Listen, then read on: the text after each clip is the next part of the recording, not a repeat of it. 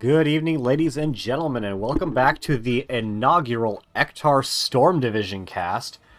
I'm your host, Ektar, and as indicated, tonight we're going to be casting Storm Division, and as is appropriate for doing a slightly new casting thing for the very first time, I've already noticed that I have the regular NGS logo instead of the Storm Division logo, so let's see if I can't get that changed up real quick.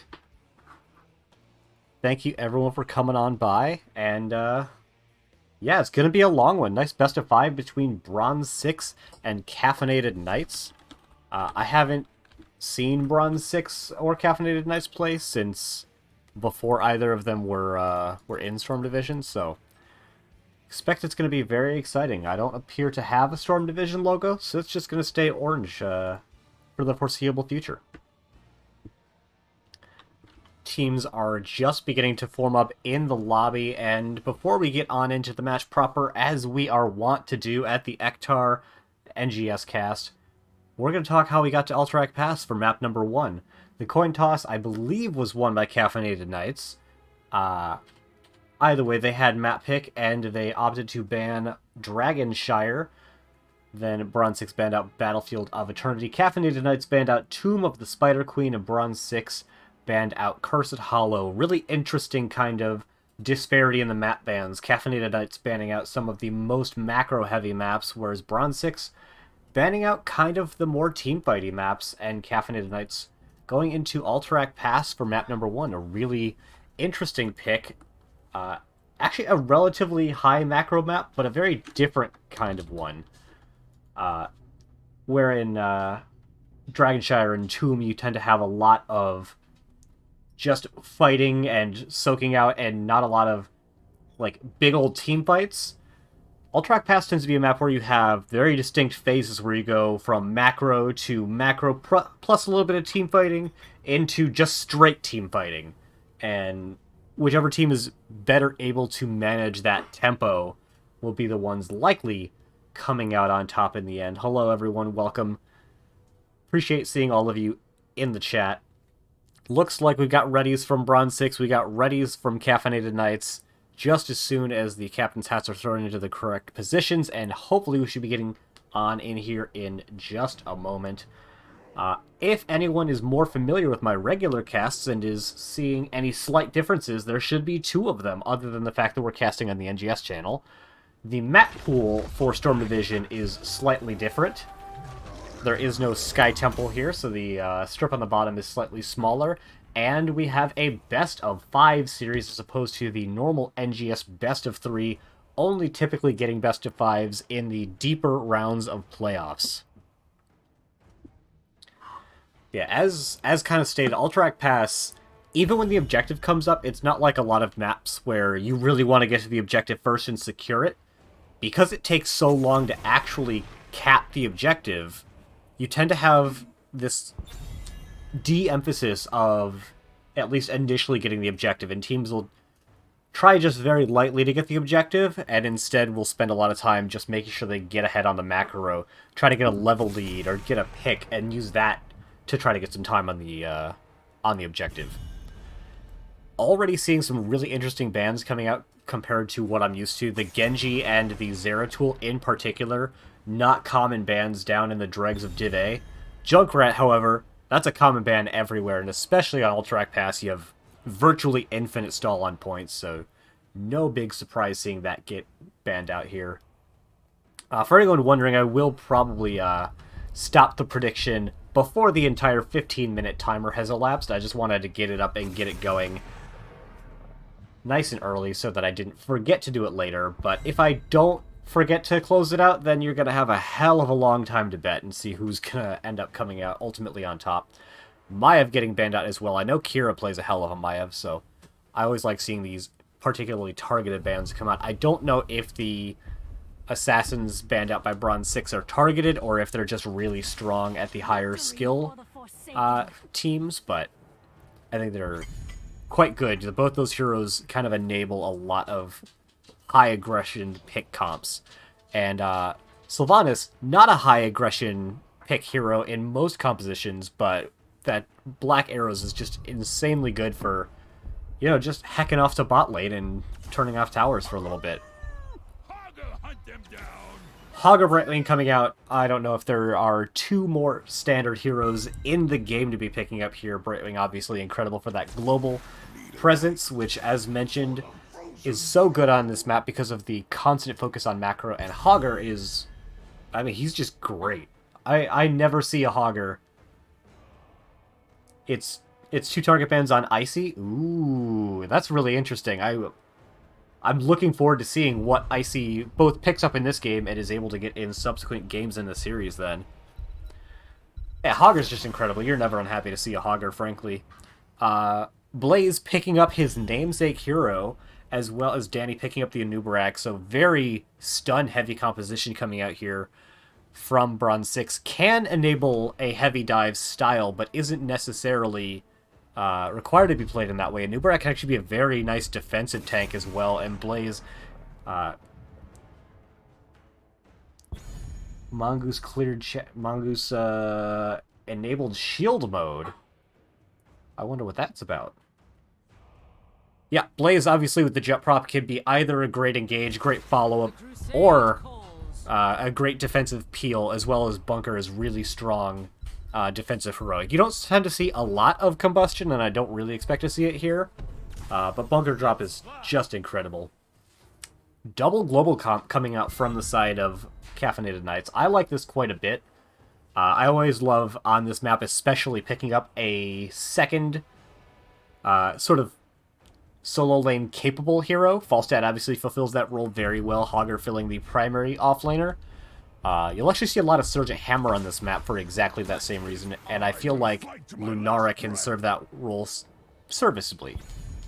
I love a Rhaegar too, because she increases your macro potential.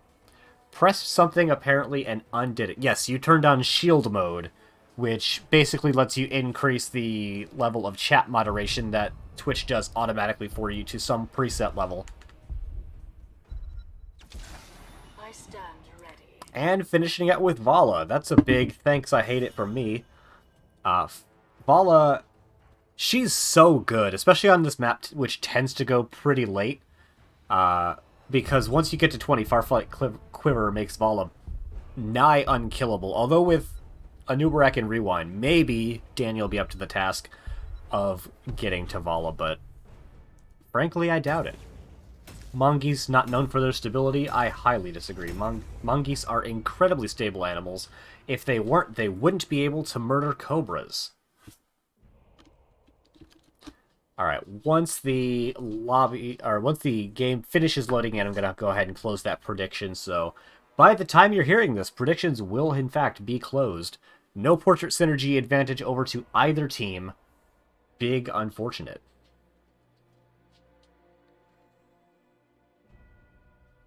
And closed. Oh god, that's not how that works at all. Oh well, just gonna keep going. Spawning on the left-hand side in the blue trunks for the first game of the night, they are Bronze6, with Kira playing the Sylvanas, Ferret playing the Rhaegar. We got Blaze on Blaze, Juan Pablo is playing the Lunara, and Danny is on Anubarak. We have apparently spawned in on the west. I didn't even know the game still did that. I love to see it. Oh god, I have push buttons. They're discussing a remake because of the West server, so we'll see how that ends up shaking up. But in the interim, on the right-hand side in the red, they are Caffeinated Knights with Arc on Hogger, Gray Color on Vala, Love Dart playing Brightwing, Icy on Falstad, and in the bot lane is Or's Manthus playing the Johanna. Big split, neither team wanting to commit to what is very often just the normal sort of mid-lane stuff, but when you have a Sylvanas, that is not super unexpected, although the particular split is very interesting. Kira going to take a little bit of damage. Manthus is there to catch the waves out. Going to take quite a bit of damage, but shouldn't end up falling here. But likely going to need either a very early tap or a very early back. So less than half a wall in for that damage. Probably not actually worth it, I don't think. However, in top lane, Arc taking quite a bit of damage already. Brightwing does have the port available, so huge amounts of damage going out very early for both of these teams. Oh, I know. Oh god, I know how to get the predictions finished. I'll have to actually open up... There we go. And end. Normally, I like having all my docks and stuff set up in OBS, but I didn't have anywhere near enough time to get that set up today. So, you'll have to bear with me as things are a little bit rough and ready, as the saying goes. We have both teams working on taking their camp. Hog are taking it faster than the combined might of both Rhaegar and Blaze. And that's time that you never get to make up, especially with teams that are these good at taking their camps nice and on time. That's just potentially unrecoverable damage. Although we have Kira rotating in now into mid lane, seeing if they can't find something onto Grey Color. We've got this first stun, but they don't find the impale. Grey Color going to be able to waddle on out of there, and Brightwing will get them nice and topped up because of that hyper shift with the extra healing. Danny actually goes down on the crackback. Big shout out to the Knolls there, giving him that armor cut, allowing him to be taken out there for first blood. Checking the talents, we do have auto attack build coming up from the Vala. I don't see anything else particularly noteworthy on the side of Caffeinated Knights, but y'all will have to let me know about Hogger, because I don't think ever played him. On the other side, we have looks like pretty standard talents coming out. Blaze with the off lane, getting an extra stim pack, attack speed. Sylvanas going into the Q. Yeah, it looks all pretty standard to me. I always personally love playing Locust build on a Nubarak, but I like Locusts. I'm a Zerg player at heart, so the more things that I can spawn, the happier I am. Bit of rotation into bottom lane. Objective going to be coming up in 20 seconds, but I don't really expect either team going to be putting a lot of focus on trying to get it captured right away. Caffeinated Knights, as soon as it comes up, you've got Arc on the camp here, going to get that knockback and start getting the spin in. Going to start getting the spin, and there we go. Hogger, incredible camp clear. It was nerfed once, but he's still one of the best in the games, especially on these nice ones that you have a good wall to spin off of. And once again, getting a huge advantage in that, as there's no way that Mace and Blaze can hope to keep up with that. Danny trying to use Beetles to cheese out the objective just a little bit. Brightwing and them going to put some damage into him, but on the whole, not going to cause too much of an issue really for either team.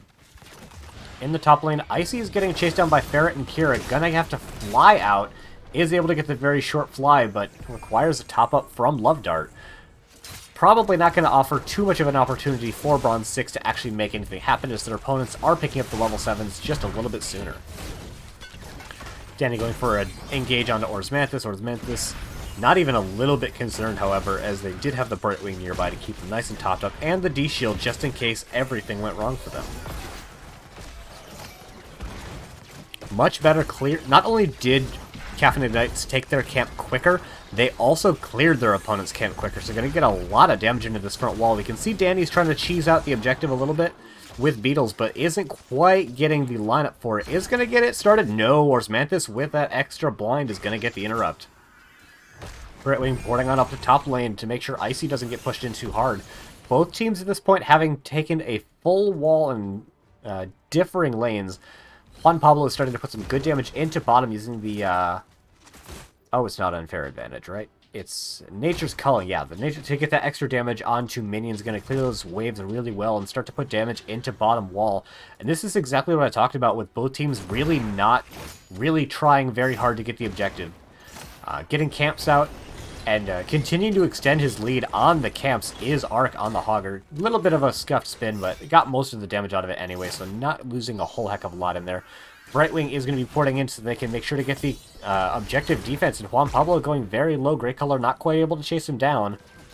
And Juan Pablo is going to be able to get on out of there, but is also going to have to back up and not going to be able to contribute for quite a bit until they're able to get either healed up, tapped up, or back. And because of that back, Orzmanthus and company able to invade and take their opponent's camp. Normally a very dangerous prospect, but with two in the top lane and one currently backing, they were able to do it very safely. Top 4 is going to go down between Kira and Ferret, but not going to find the kill onto Icy. However, the objective, actually, even at this point, still isn't getting forced by either team, as the level 10s are going to start coming online for Caffeinated Knights soon. Danny finally able to cheese down the objective with Beetles, but really only going to get a couple of seconds of channel, as he's probably going to end up backing to try to defend mid fort as the 10s are online for their opponents. Blessed Shield ripped and immediately fired onto Ferret there, and that is going to be the second uncontested kill of the game going for Caffeinated Knights. 5 seconds remaining on the objective. Danny is going to get gusted on out of there, and 1v is likely not going to be able to stop the interrupt here. is burrow charging on out, has the impale to maybe stop Blaze from going down. Blaze hasn't picked Bunker Drop, he picks it and drops it immediately. Danny also dropping the Cocoon to try to get himself out of there. Isn't able to do what Mason Blaze was able to leave, but that is another kill going over in favor of Bronze6. Danny claiming that the objective was worth not only his life, but the cooldowns of his teammates, and I find it hard to disagree, frankly. Ferret and Kira in bot lane. They are the duo that already took out top port, and with the objective coming up, they're probably looking to make magic happen in bottom lane, but it doesn't look like Caffeinated Knights are going to give up the GOAT this time. Bless Shield is coming up right now, so if they want to make something happen, they have the buttons to do it.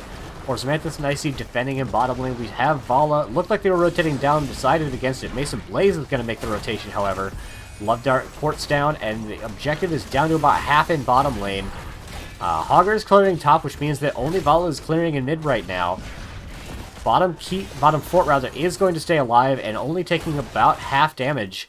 And not even the wall quite yet is going down in mid lane. Grey Color is getting kind of low, but with the rest of the team rotating up, they might be able to save them. But Grey Color goes down to a huge invade, coming out with the double leaping strike. One for positioning and one for the actual damage. Very nicely done from Juan Pablo. First kill for Bronze6 coming out at the level 11 mark. Camps up once again. Arc doing that thing that he does, taking out this very fast. However, Mason Blaze, with the help of Juan Pablo, might actually beat him this time at the race. Just barely is going to do so. Nicely done by them, getting that advantage back. Sort of just because the objective was up and they weren't able to take the camp because the objective. Both teams are now anchoring up in bottom lane, making sure that neither team can go for boss uncontested. 13s are going to be coming online in just a second for Caffeinated Knights, and they may want to try to use that advantage to try and push this boss. They are starting it, however, the total 5-stack of Bronze6 are closer, but Juan Pablo hasn't started rotating it. Hogger has started rotating, but he will make it here slower.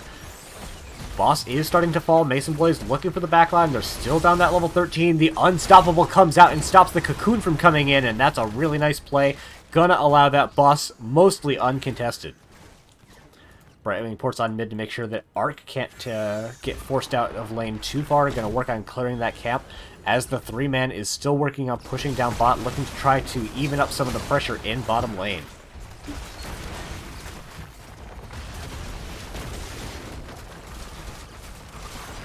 Looking at the talents, as I have not mentioned them since about level 3.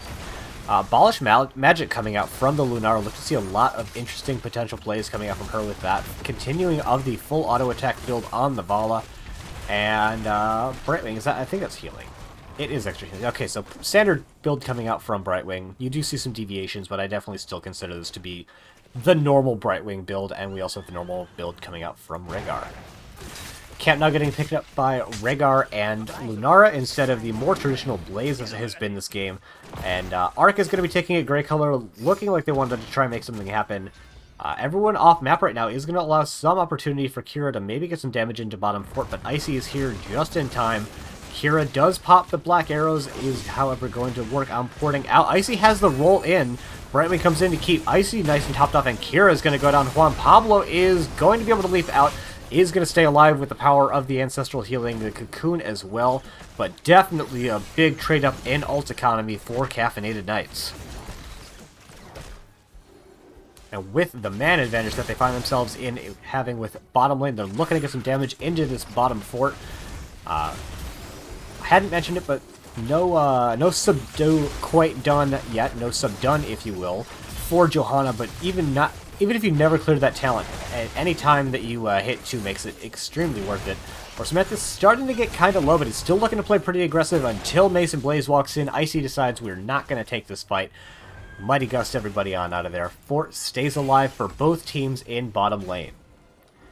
I think the camp should be coming up in just a little bit. 40 seconds. Arc is still clearing in mid lane. Much better at taking camps than clearing them in lane because you usually don't get very good spin angles.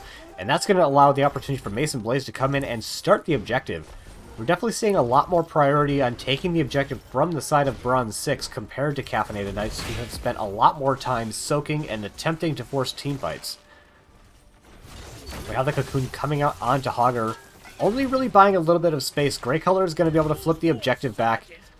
22 seconds remaining, so 18 seconds acquired on the channel, but 16 has been picked up for the side of Caffeinated Knights, and they're using a talent tier advantage once again to try to force down the boss. But this time, Bronze6 are much closer to their own talent tier, and might be looking to try to put a stop on this, but we see them working on taking the objective instead. They have Mason Blaze on it. The Wisp is going to spot it, but the boss is already taken, and that is going to be the second almost entirely uncontested boss coming out from Caffeinated Knights with a very slim advantage that they made a lot out of. All heroics available right now except for the Cocoon. Danny digging very deep to find Icy, but that means he doesn't have a disengage. Big Blessed Shield into Jet Prop is going to find a lot of damage done. The Hogger ult coming out as well, getting a nice stun. And that is a kill going out onto Danny. The Bunker was able to save Mason Blaze and the rest, but that's another objective in favor of Bronze6. Danny not claiming that it was worth this time, so we'll see just how worth it was for ourselves.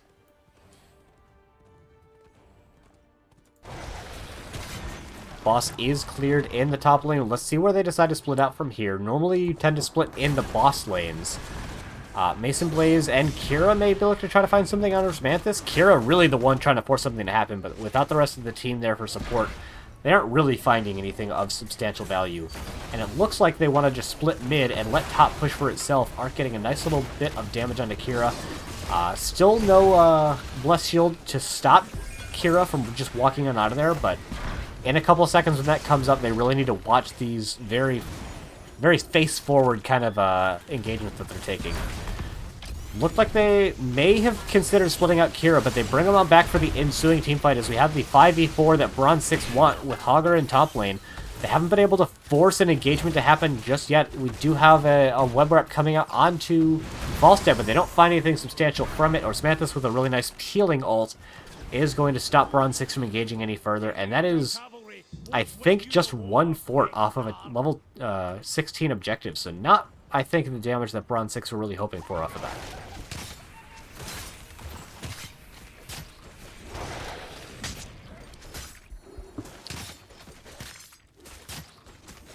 Camps being taken once again. I thought I could do it. I thought I could go and watch the whole camp being taken without commenting on the teams taking it, but it's impossible. It's the real objective of the map, and both teams are really showing just how valuable all of this camp take is, putting so much more emphasis onto that than the objective. Grey Color deciding that they want the wall to go down before the fort, and that's just okay. Really making a lot of use out of the vaulting, getting the extra cooldown reset from getting kill shots, but I don't think it was strictly necessary. I totally missed that bottom boss was up and picked up by Bronze6, taking their own boss for the first time. However, their opponents are really starting to get close to level 20.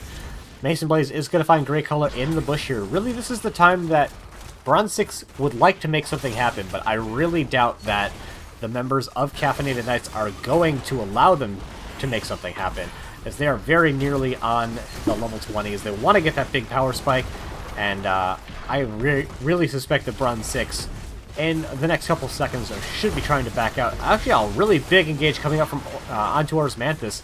Web Wrap is coming out onto the Hogger, but they're just not quite able to find something. They do use the Mighty Gust, not going to have the Wind Tunnel available as soon as they hit the level 20s, but Bronze6, they looked for an engage, they looked, and they did find bottom keep, and really good discipline from Caffeinated Knights actually to let that go, deciding rightfully that it's better to have 20 and all 5 heroes alive than it is to maybe give up a kill just before level 20, because that power spike is so massive. And you can see Osmanthus is just running at the enemy team. They find a single Blessed Shield, so actually getting almost no value out of the Radiating Faith, as the stun amount onto one target is the same, I believe.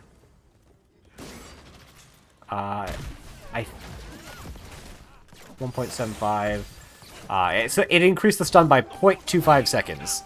I think he was hoping to hit the rest of the team off of it, but even so, and it's an incredible usage of the heroic just to get that kill.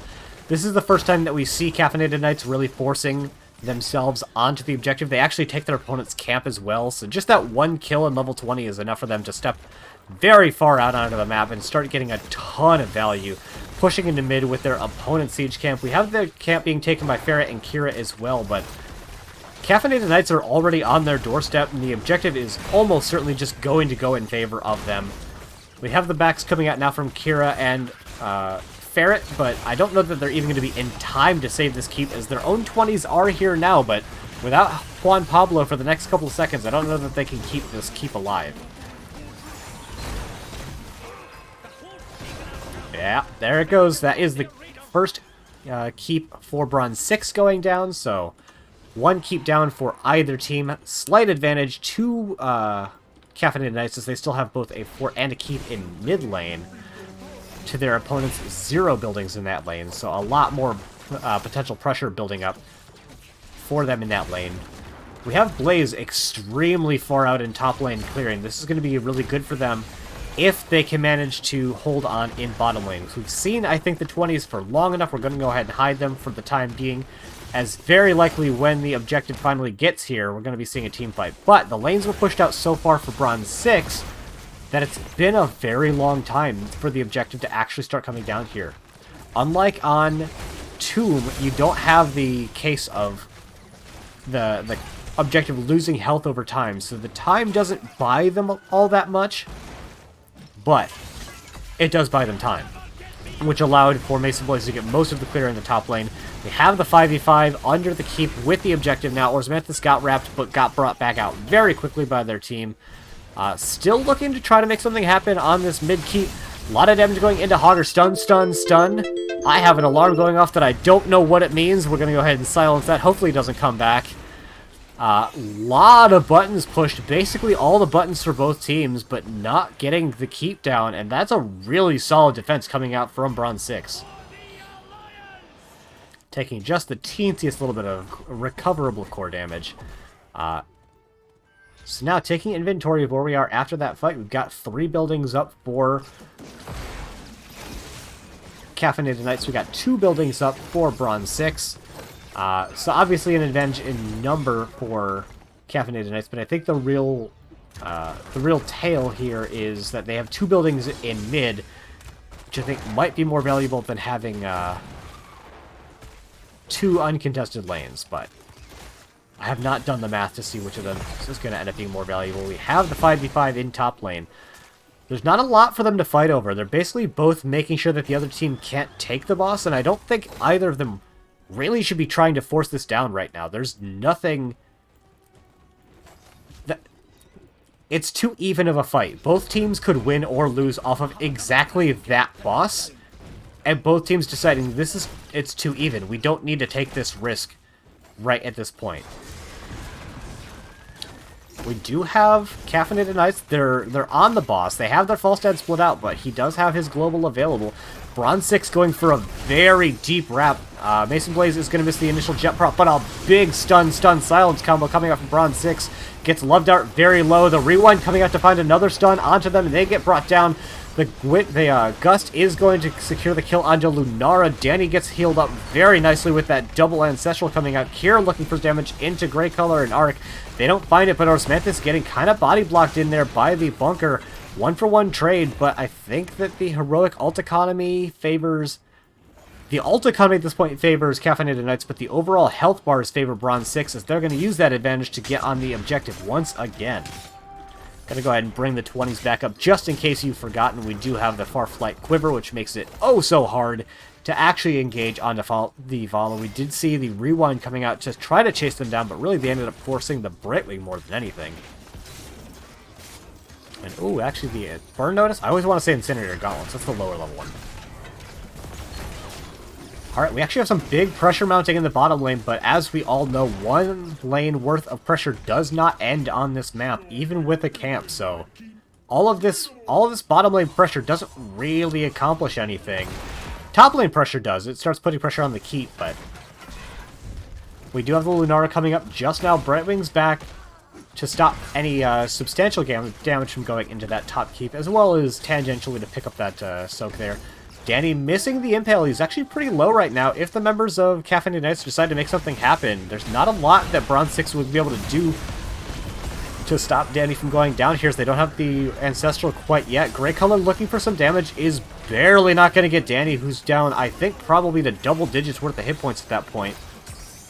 Caffeinated Knights are getting some good time on the channel here on the objective. Danny did have to back. They're going to have all of their heroic... Well, They're not going to have the big healing heroic, but their opponents are going to have a couple more because the low cooldown Blink Heal and the 2 charges of Rain of Vengeance, as well as the Shockwaves, so pretty even ult economy, slight advantage for Caffeinated Knights. A big stun from Blaze is going to head out into Arc, who had the spin go out just a little bit, maybe too aggressively. Caffeinated Knights, they're going to stall just a little bit on getting the cap back. However, I don't think they're going to stop Bronze6 from stopping the channel, and what they really need to do is try to stop Bronze6 from getting the last 23 seconds on their own objective. But down one, I don't even know if they're going to be able to manage that. They don't find the engage onto Grey Color. We do have the Wind Tunnel coming up in just a second. That's a really strong button for the members of Caffeinated Knights. Samantha's hitting a huge radiating Faith, stunning all 5 members. Icy getting a pretty good knockback, but not actually leading to any kills. Mason Blaze is in there. Not going to find the kill onto Icy. Both these teams doing an incredible job of just bobbing and weaving, taking damage, but not dying, and just stalling out these fights as long as possible. But it's still 18 seconds for Hogger to come up, and Rhaegar is going to start getting the team nice and topped off, and Caffeinated Knights, I think, have decided that they can't really make a defense here, but Orsmanthus is proving me wrong. He's going back in for the defense. 9.9 seconds left. Love Dart doesn't get the stall. Danny goes in, but is going to get blown out by Grey Color, which is going to allow the members of Caffeinated Knights to secure the secure channel on their own objective and work towards getting the objective actually channeled for them. The last 4.9 seconds, I don't think Bronze6 are going to be able to defend on this, and that team fight might be what spells ultimate doom for Bronze6 in game number 1. Icy coming in, has the Wind Tunnel. Juan Pablo getting the Unstoppable Frames to get out of there with the Leaping Strike, but Ferret's going to go down. Huge pickup from Caffeinated Knights. Incredible play from Icy there. Juan Pablo admittedly doing a really great job of getting themselves on a dodge, but did not have any kind of a save button for their ally. We do have Radiating Faith available once again. They could just throw it out on the core. But with the kill coming out onto Lunar, it is all over but for the crying. Bronze6 doing as much as they can, but it won't be enough, and game number 1 is going over in favor of Caffeinated Knights.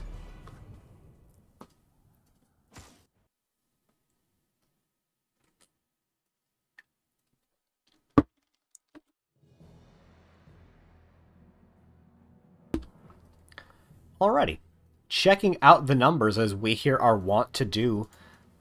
Big damage coming out from Vala, just really wasn't able to be contested in the late game. Obviously Vala's damage is always good, but you just can't do it super safely in the early game once you get that far flight. Like, we saw how far Danny had to engage to try and make an engage happen onto Vala, but even then, without rewind, it's very scuffed at best. Healing very similar between the two healers. Somehow Brightwing actually coming out ahead in siege damage. I find that pretty surprising. Kira winning the Soak race, followed by Blaze. Very interesting considering the double global comp, but I suppose this is only... I think this might only be Soak from minions. I don't think it counts hero kills, which obviously Caffeinated Knights had in spades in that game. And, yeah, siege damage hugely coming out in favor of Bronze6, but sometimes you just gotta win a late game team fight, and they sure did that. I've been invited to a game on Braxis, presumably Holdout. Yes, Braxis Holdout, not Braxis Outpost. Don't yet know who it was picked by.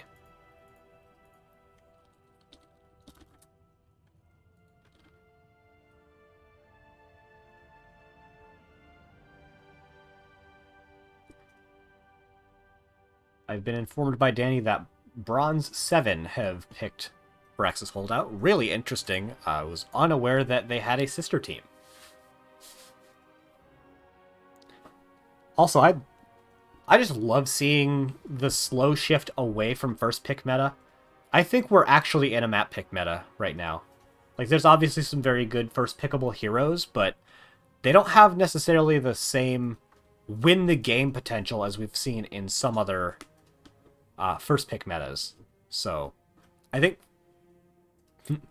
think finding just one more advantage in having a map that your team is comfortable playing on outweighs the advantage of first pick currently. Oh, I'm gonna go ahead. Is that it?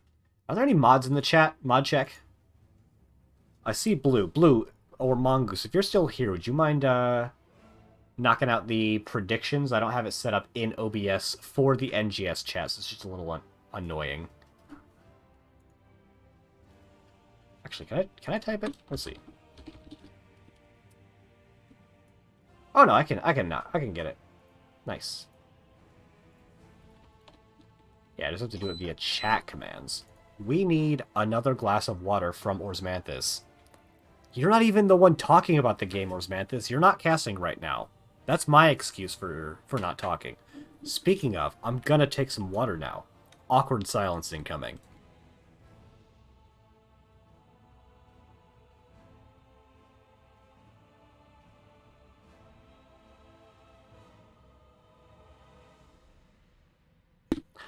Alright, awkward silence is over. Now it's just awkward small talk as we get both of the teams in here. By the way, did you guys know I have dogs? That was the smaller of the two, letting you know he in fact still exists and would like your attention. Less about map pick and more about pick 2 and 3. Interesting. I would like to hear more about that, Delta Sniper. I personally actually really value last pick. As a healer player, I often find that my pick is more about what my opponents are doing than what I am doing personally in a lot of these games that I find myself in. So I love having last pick personally, which goes hand in hand with having map pick, but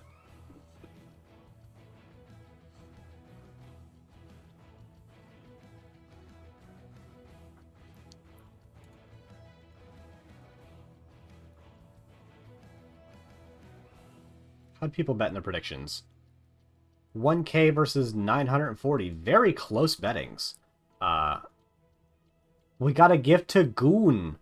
Congratulations, Goon, on your Tier 1 gifted sub.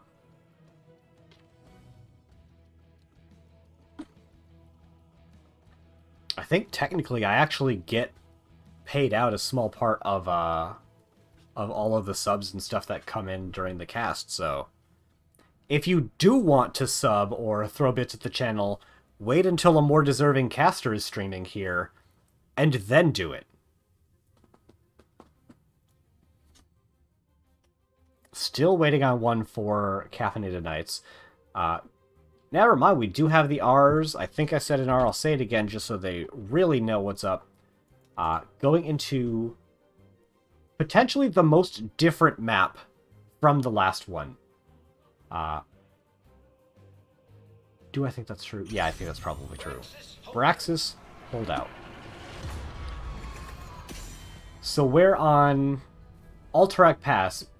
Basically, you spend the whole game doing not the objective until you can spend exactly enough time to do the objective and nothing else, to the map where the objective is the whole map. You spend the whole map fighting over the objective and very little else until you get a big advantage, and then you go off and do exactly one small thing that isn't the objective, and then you get back to the objective.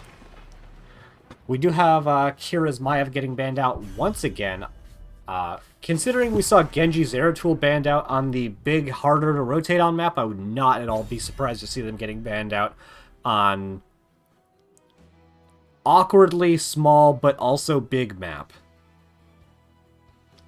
By that I mean, it's very easy for Genji or Zeratul to rotate up through the mid, but it's very hard for a hero that doesn't have mobility or a global button to rotate all the way around from objective to objective. Back in my day, there used to be a talent for Medivh where you could increase the maximum distance of portals, and you could actually portal from the back of one objective to the back of another. So you saw actually a fair bit of Medivh getting played on this map just to enable big rotations, but that talent no longer exists. It's a perfect day for some mayhem.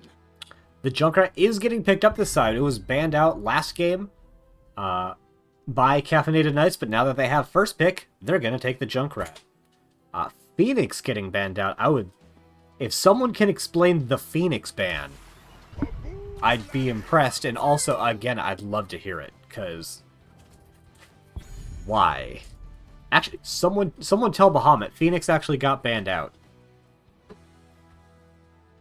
Mura Brightwing coming in. Brightwing is switching sides from the previous game, and I always like Muradin being played by Danny. Danny can be kind of an aggressive meathead of a tank, and Muradin is like the aggressive meathead of tanks. So you always love to see when that kind of person-hero synergy comes in. Johanna is now swapping sides, as well as we find a Dahaka coming in. It's a little bit I always find it a little bit interesting putting your global in the offlane on the map where the offlane is the objective. Because to get value, you either have to have already won the objective by a lot, in which case you'd want to have maybe a better 1v1er, as well as, or alternatively, you have to have already lost the objective, in which case you being in top lane doesn't necessarily matter, so you can burrow down so they guaranteed don't lose bottom. But that means you're giving up top lane. Guaranteed. B6 enjoys playing Phoenix, that's all there is to it, okay. I suppose there was, like, a time where Phoenix was, like, the Ragnaros that we had at home with, the Planet Cracker, but Victory for the Forsaken. I was never really about it.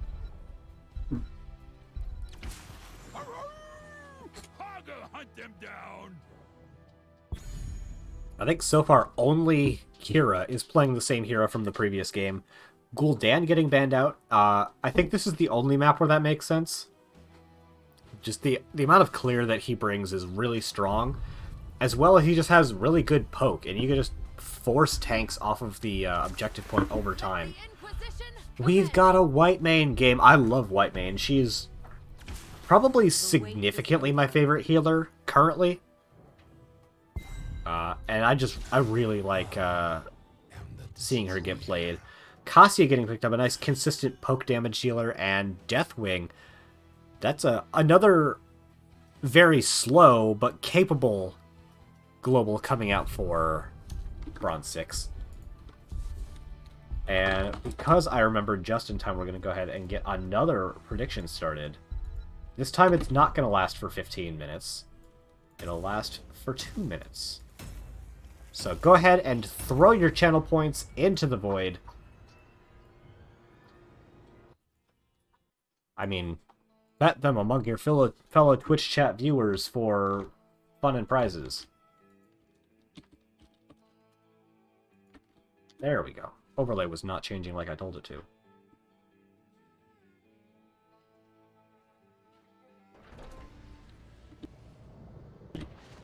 Spawning on left-hand side in the blue trunks, looking to tie up the series, is Bronze6 with Juan Pablo playing Deathwing, Kira playing Sylvanas, Ferret on the Brightwing, Danny failing to stay on the other side of the wall with Muradin, and Mason Blaze playing the Hugger. And on the right-hand side, in the red trunks, they are putting their main tank in the offlane with Orsmanthus on Johanna, Grey Color playing Cassia, Love Dart is playing Whitemane, Icy is on Junkrat, and Ark is playing the Dahaka, and stacking all very tightly on top of each other, making it really hard to read their names. We've got actually stacking coming out from Cassia. I feel like you'd see the auto attack build coming out a little bit more often. We've got extra whoop armor coming out on Muradin, double blinds, extra wound timers, essence from minions, and Pity the Frail coming in from Whitemane, so mostly not too unexpected talents coming out, but ooh, Danny already playing the big meathead that I said that he is, trying to find a nice stun onto Grey Color. Grey Color, he's got some maneuvers he listed lazily to the left, and in the end, Ferret and Danny took more damage from that engage than Grey Color, and Love Dart is a skilled healer, and so they didn't have to expend a ton of mana to make that healing happen. Grey Color is stepping up. Hogger looking for an engage, but got rooted by Icy. A nice knockback is going to put Mason Blaze in a rough spot, and that's a very early first blood for Caffeinated Knights. This is such a wild adjustment with the teams doing the 4-man in top lane. Who do I think this favors? I think that this favors Caffeinated Knights, because they have because now they're the ones that have easier access to the siege camp, and that's the one you tend to see a little bit higher priority on. The corrupted Hellbats are being taken out very early. Danny is standing on the objective. They're going to get top point. Nice stun coming out onto Orsmanthus isn't really going to get him anything, but it surely asserts dominance, and you know that's worth a lot in these high-level Storm Division matches. Ferret is going to get rooted by Junkrat, but no follow-up there, so not going to get too much off him. Missing another Stormbolt. Orsmanthus rotating back. It looked like they wanted to maybe find something in bottom lane, but Grey Color stepping up very far forward, trying to get some damage into Danny. Danny getting that armor cut from the Hellbats, but is not actually taking a whole ton of damage. A big knockback attempt coming out, not finding a whole lot. Juan Pablo waddling in for the first time, what feels like in a while. Getting a good bit of damage into Love Dart. Whitemane not especially adept at healing herself. Since they can't put that clemency on themselves. Still very healthy on the mana, though, so not actually too far down in that particular regard. Juan Pablo, very thick front line, though. It's going to be a little bit hard for the members of Caffeinated Knights to deal with. They don't have any percent damage or any real big damage at this point in the game, but already losing 2 armor points. Juan Pablo going to have to fly to get those back. Kira just taking a little bit of damage. I understand that it's wound and not wound. It's a pun because it causes extra damage, so it wounds them for more. Gosh, Delta! Brightwing is going to get the port onto Kira. Grey Color putting a lot of damage into them. Actually, already still very low. Because we don't have the extra healing coming out from the Z. We have the Polymorph talent instead. You do see that sometimes on the maps that have less of an emphasis on the global potential. So just a little baby heal coming out from Ferret here. But whenever they're able to get that Polymorph extra cooldown, that can be very valuable for them. About a third of a level lead advantage for Caffeinated Knights, mostly off of the back of that one kill. Danny's actually still quite low. The members of Caffeinated Knights are putting out so much more poke damage, and they Bronze6 really haven't been able to find anything substantial into their opponents. Ooh, what's that talent? Unwavering. Oh, the extra auto attack range. I tend to see the extra movement speed on Zeal application, which allows you to just move around a little bit more safely, but the extra range allows you to play a little bit farther back, which I have to imagine is going to be nice into Deathwing, which is going into a pretty melee-heavy build, which is definitely not the standard Deathwing arrangement these days. Checking out the bottom lane for the first time since the map started, Mason Blaze is doing a hell of a job pushing into bottom port, getting a fair bit of damage done, and having taken no compensatory damage himself. Ark not able to handle the Hogger push power as we go back into the 4-man versus 4-man lane where all the action's happening. Deathwing getting a good little stun off, but they're not able to follow too much off of it. The extra range on Love Dart able to trade a little bit more efficiently with these autos, and allows them to get damage in that they don't have to spend on abilities, because even her auto attack damage applies that healing to targets with Seal. Seal falling off of Grey Color just that time, but Love Dart replies another one and gets a big slow, and that is going to be another kill going out into Danny. Kira quite low as well. Ferret is not able to keep up with the damage numbers that are coming out here, but the stun was nice on the Grey Color, but there was no damage follow-up really threatening him there. Go ahead and check out the numbers here. 22,000 and 14,000 for the damage dealers on the side of Caffeinated Knights, totally eclipsing the most damage coming out for Bronze6 on the Hogger, so not even in the appropriate lane for team fighting. I can really see the difference there coming out. Very nicely done by them. Healing numbers actually slightly favors Bronze6, but I have to imagine that's largely because they are taking more damage that requires healing. Only a small level lead, but the fort advantage is definitely starting to favor Caffeinated Knights. There is the advantage in the fort in bottom lane, but it's not going down nearly as quickly as the dedicated 4-man are getting the one in top lane. Once again, we see really nothing being done here for the objective. Both teams 0 out of 0%, and they seem totally fine to leave it though. Deathwing is going to drop. We see the Meteor drop on 7. Going to allow him to use abilities more quickly. Nice Unstoppable coming out from Grey Color, making sure that Deathwing can't follow up on the stun coming out from Danny. Fort is barely hanging on, 10 or 15% remaining, and it's going to go down for the side of Caffeinated Knights. Danny stepping onto point for the first time in quite a few minutes, only to be almost immediately knocked off. Deathwing is taking flight once again. They do have the shorter cooldown on that from their level 7. And frankly, with as much poke damage has been coming out, especially from Grey Color, I'm not terribly surprised to see that pickup here. Dropping once again, trying to threaten the Cassia, but there's just no threat at all for her, unless it's a Muradin stun, and even then, the cleanses have been good, the healing has been better, and they just haven't been able to find any kind of lockdown this game. Maybe when they get their 10s, they'll have a little bit more, since Kira can follow up on Danny's engagements, be able to find some kind of a lockdown CC combo, but they haven't found it yet, and Danny is going to have to flip on out of there, does avoid the Blessed Shield, which was very swiftly picked up. But with that level 10 advantage, just because I was thinking we might see them on the bosses. They were so quick to do several times before. Osmanthus taking the only aggressive rotation as the rest of the team has taken a safe path. Juan Pablo comes in with a really big bellowing roar, and that's going to be Osmanthus going down, I believe. Great healing from Love Dart, who's just barely not able to keep him up. Oh, Love Dart actually takes a ton of damage themselves and is going to get burned to a crisp by Juan Pablo. Cassia going down as well, and that evens up the kill count and then some in favor of Bronze6. They're going to get their Bruiser, who's been winning the 1v1 into top lane, so they can get that top objective, and they're going to use that Kira trait to get the bottom fort down. And yes, I said Kira, I mean the player, not the hero, and that is going to be evening up the fort count in for Bronze6 as they are marching onto bottom keep wall as well.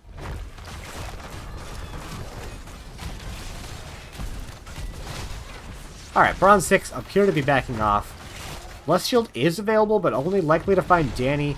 Kira is in a little bit of danger, but the team is too far back, I think, to really get anything meaningful done. So Brightwing is going to be the one who makes the trip on into top lane, but that allows Osmanthus to step onto bottom point. Alright, we're halfway there. Cue DMCA music if you feel like it in the chat.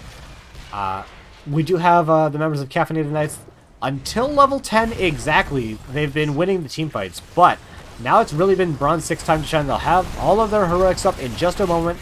They have all of probably the really meaningful ones, as only Deathwing's Cataclysm was on cooldown still. Hogger has 1 point in top lane once again, as he's been winning all game. But with the heroics available for Bronze6, they might try to step on the top point, or Osmanthus is really stopping Danny from getting off. We do have a 2-stun combo, but really not putting a sufficient amount of pressure into Osmanthus to really force him back.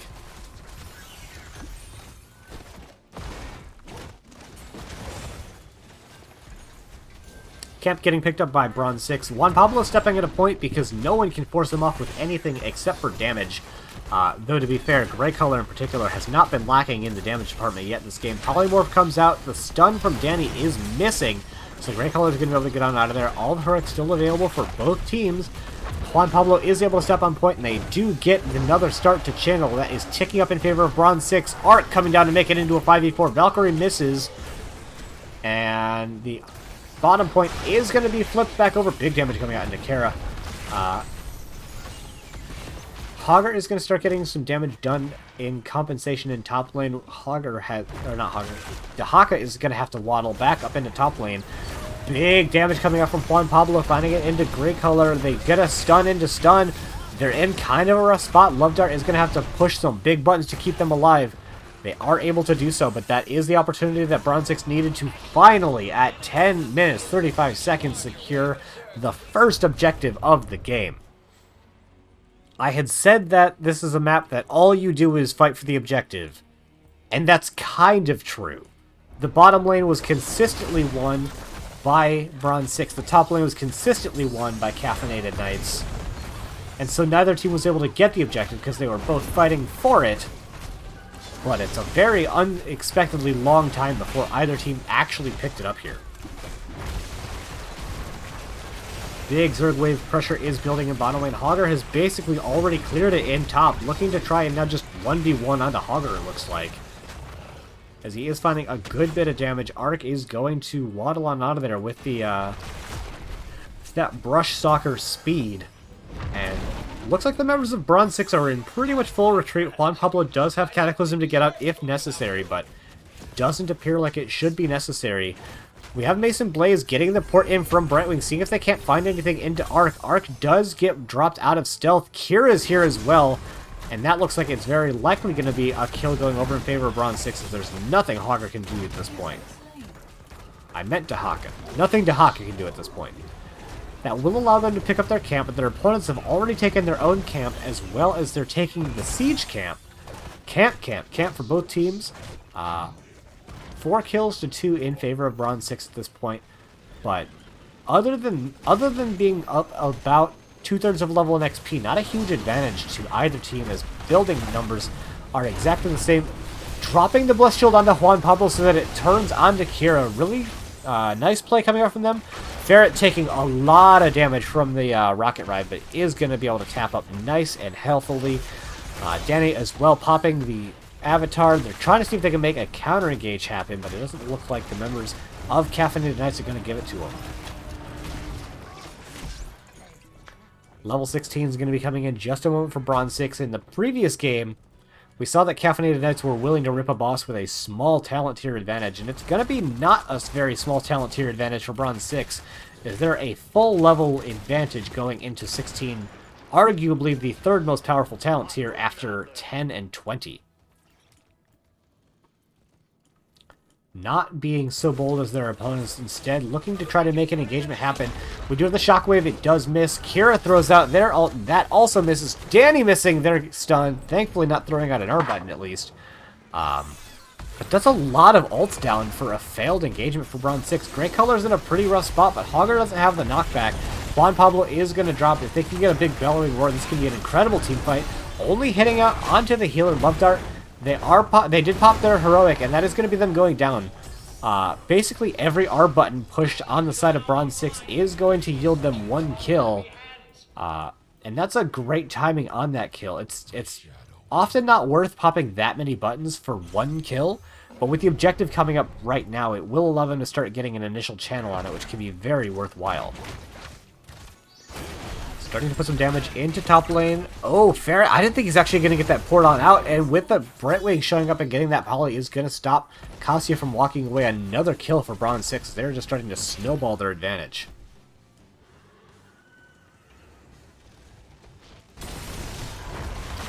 Alright, finally after that second uncontested kill, Bronze 6 have decided they've had enough of killing heroes. They're going to go kill the Archangel instead. A corrupted, infested Archangel as well.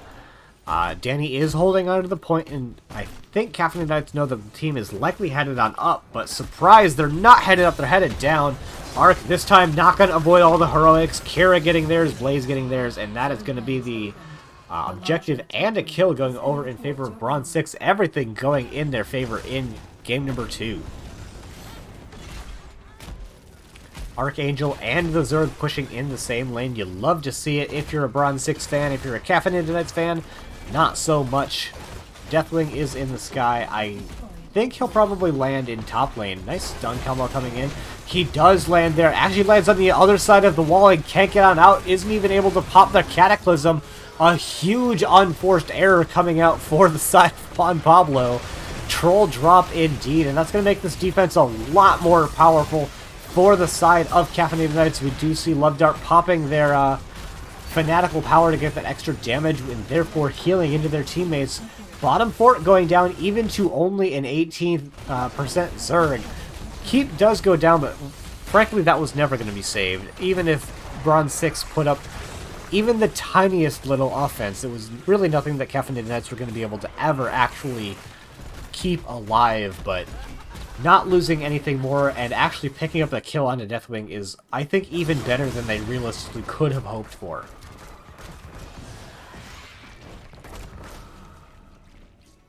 Zerg threat eliminated. Siege Camp comes up and we see both teams putting eyes emojis on it. Orzmanthus is coming in for another signature flank maneuver as we have Dahaka burrowing in the backline as well. Mason Blaze is going to be the target. Is able to spin away from the tongue, but that is going to be a successful camp invade. I'm speaking a little soon. Orzmanthus is on the point and they're able to pick it up, but this is a full 5v5 team fight. Bellowing Roar hitting out onto 3, really splitting out Cassia. However, Dahaka's the first to go down. Big jet, jet propulsion, I think, coming out, hitting out onto 2, getting the kill onto Sylvanas, and helping to secure the kill onto Brightwing. Whitemane goes down next. Juan Pablo getting a big Cataclysm over the tank and the healer. Danny's getting pretty low. Avatar is going to wear off soon, and Grey Color does not have the ability to follow. Looking for it, gonna find damage into Mason Blaze, but Juan Pablo should be able to peel sufficiently for Blaze to get on out of there. Rocket Ride, that's what it is. Jet Propulsion is the Blaze ability. For anyone that doesn't know, Rocket Ride is one of the few abilities that scales faster than hero HP. Most abilities and hero hit points scale at 4% per level. A lot of the big, dumb abilities in the game scale at a higher rate, so something like 5%. Nice engage coming out onto Grey Color. Oh, and a great stun combo coming out. I don't think they believed fully in that engage, but they are able to pick up the kill anyway. Yeah, Rocket Ride, Pyro Blast, Henchlin's Blast scale at, I think all of them scale at 5%, so the later the game goes, proportionally the more damage they deal, as Orthmastus finds himself into a pretty rough spot here. He does have the D-Shield available, but Juan Pablo is making sure that the rest of the team cannot get here to try to intercede, and that is going to be a very nice kill for Bronze6 to pick up right again as the objective is coming up.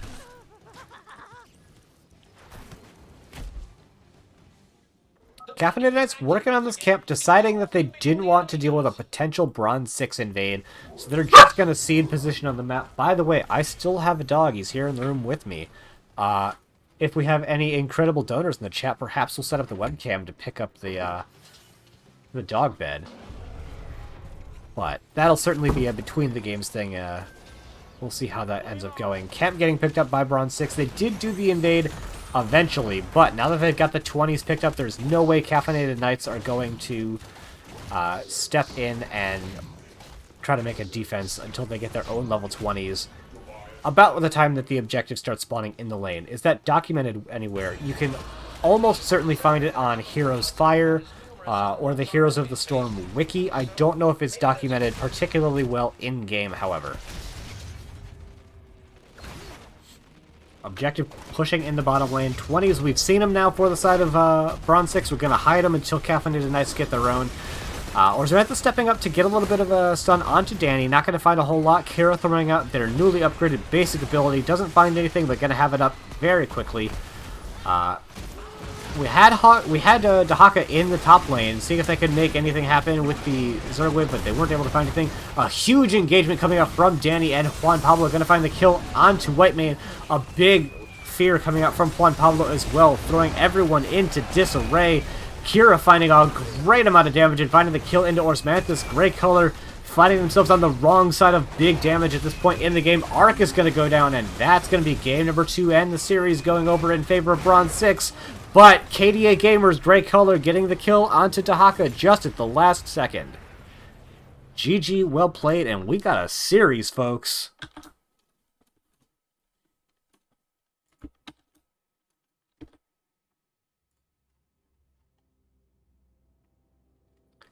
And I know it's small sample size, but we're 2 for 2 on map pick is the winner of the game, so once again supporting my assertion that we're not in a first pick meta.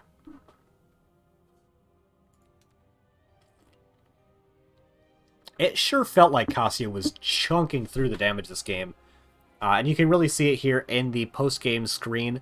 Cassia and Junkrat, the highest damage dealers from both teams' 4-mans. Hogger really putting up numbers as well. You could really see how much it was forcing Dahaka back consistently. But in the 4-man, it was really in control of Caffeinated Knights until the level 10s came online.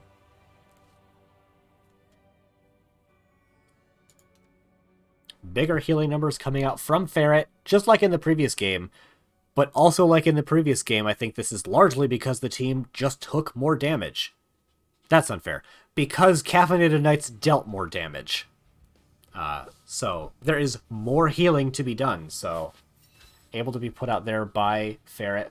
You know, I gotta say, of all of the things that I potentially like about Storm Division, One thing I'm really digging is how quickly teams get us into these next games, as we already find out... we already find ourselves in a lobby for game number 3 for Volskaya Foundry.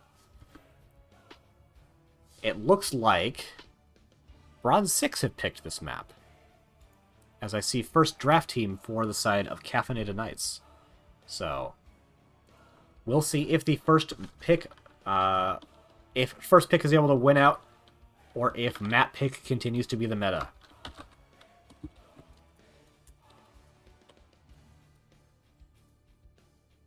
I am, however, going to put us on a little bit of an intermission, as I've been talking for the better part of an hour without stopping, and my throat hurts, and my wife brought me some tea, so I'm going to drink it in absolute silence.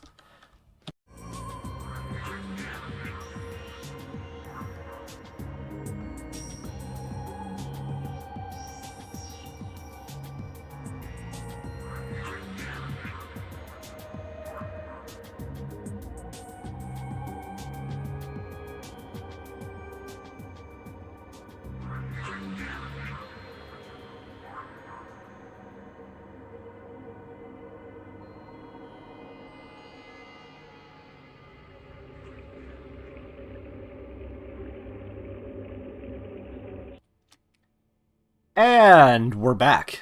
Hope that wasn't too long. Hopefully you got some nice StarCraft music to keep you nice and entertained as we're getting on into game number 3. Volskaya Foundry. I think more Braxis holdout than Alterac Pass, just off of the style of the objective. It's not super similar, really, as this one you really actually tend to typically fight over the objective. Both teams have shown a proclivity not to need to fight for the objective, but this is a map where definitely the objective fight is worth something. Although, I'm extremely interested to see how worthwhile it ends up being in the late game, or, sorry, in the early game. Early game Triglovs, the first and the second specifically, tend to not be very strong. The third one tends to win games. So I'm very interested to seeing what these two high-level teams do with the early objectives, because a lot of teams I've seen find success just pushing past it. So, interested to note what the teams are going to do, who they're going to put in the Triglov, what lane they're going to try to knock down, all kinds of things like that. Vala getting banned out here for Bronze6, an adjustment to the ban strategy for the first time for them. Junkrat getting banned out despite the first pick potential for Caffeinated Knights, so maybe deciding they don't want to, obviously deciding they don't want to run the Junkrat, or at least they don't want to first pick it and would rather not give it to their opponents, and Johanna getting banned out for the first time. Vala Johanna probably my preferred set of bans in Storm League these days. Power Strike from Cassia could have been good, 16 versus triple frontline. I don't know Cassia talents. I'll take your word for it. Oh, I didn't pay out the prediction. Go ahead and do that. 100% bet onto Caffeinated Knights, so that is going to be points to the void. Well done, Twitch chat. Brightwing, 100% representation so far in the match, and I think 100% win rate as well. So really emphasizing Brightwing here, which I'm actually tickled pink to see. I personally haven't felt like Brightwing is first pick potential for quite a while, but these teams disagree.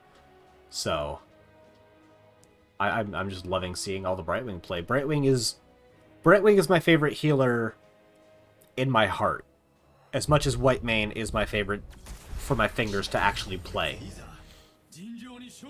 First time no Genji ban, Genji gets picked up by Icy. We were told that it's a target ban, and we'll maybe see why here in game number 3. Ferret is picking up the Lucio. I feel like this is his signature hero. I don't know if that's actually true, but I feel like it is. As much as Muradin might be Danny's signature hero, although with the rate at which he was not hitting Stormbolts in the previous game, maybe he should find a new signature hero. You tell me, Danny. Hogger getting banned out. I think, yeah, I like that. Heck, Hogger. He's in, like, every game. He's so good. Just get him out of here. And does anyone from the previous game need to be banned out? Evidently, Kira's Sylvanas needs to get banned out, and frankly, with the rate of success that they found off of the mind controls, I don't disagree. Also, an incredible force multiplier if you ever win the objective, so I think that's both a target and a map ban coming out from Caffeinated Knights. And if any of you are sitting here and wondering, how did we get to Volskaya Foundry? Well, too dang bad. You're going to have to wait until the draft is over, and we'll go over it nice and quick while the teams are loading. Double baseline percent damage coming in from Bronze 6 with a Leoric and a Tychus. That's a lot of Diablo hate. So much Diablo hate. However, it also does great damage into any potential Triglav if they end up losing them, and especially the early game ones, they're not worth all that much. Percent damage is capped versus the objective, so it's not as necessarily as good as you think maybe it should be, but it is quite strong anyway. And a big change up in compositional style coming up from Caffeinated Knights with the Jaina and the Malthael pick. Jaina is an incredible teamfight hero these days. That Cone of Cold build is so strong at consistent damage. Like, you always think of Jaina as a heavy burst mage, but she can definitely be both if you can position right against a couple of chilled targets. With every death comes honor. Ah, there we go. There's the Kira Hanzo. A lot of what I would feel signature heroes coming out from the Bronze 6 crew. I love to see it. We're going to get that prediction started because I'm a good caster and I remember to do things like that on time. Who wins game number 3, Bronze 6 or Caffeinated Knights? And because I said that we would, let's figure out how we got here. The coin toss was won by somebody. They didn't bother to give me that information, but Caffeinated Knights had map pick. They banned out Dragonshire and Tomb of the Spider Queen.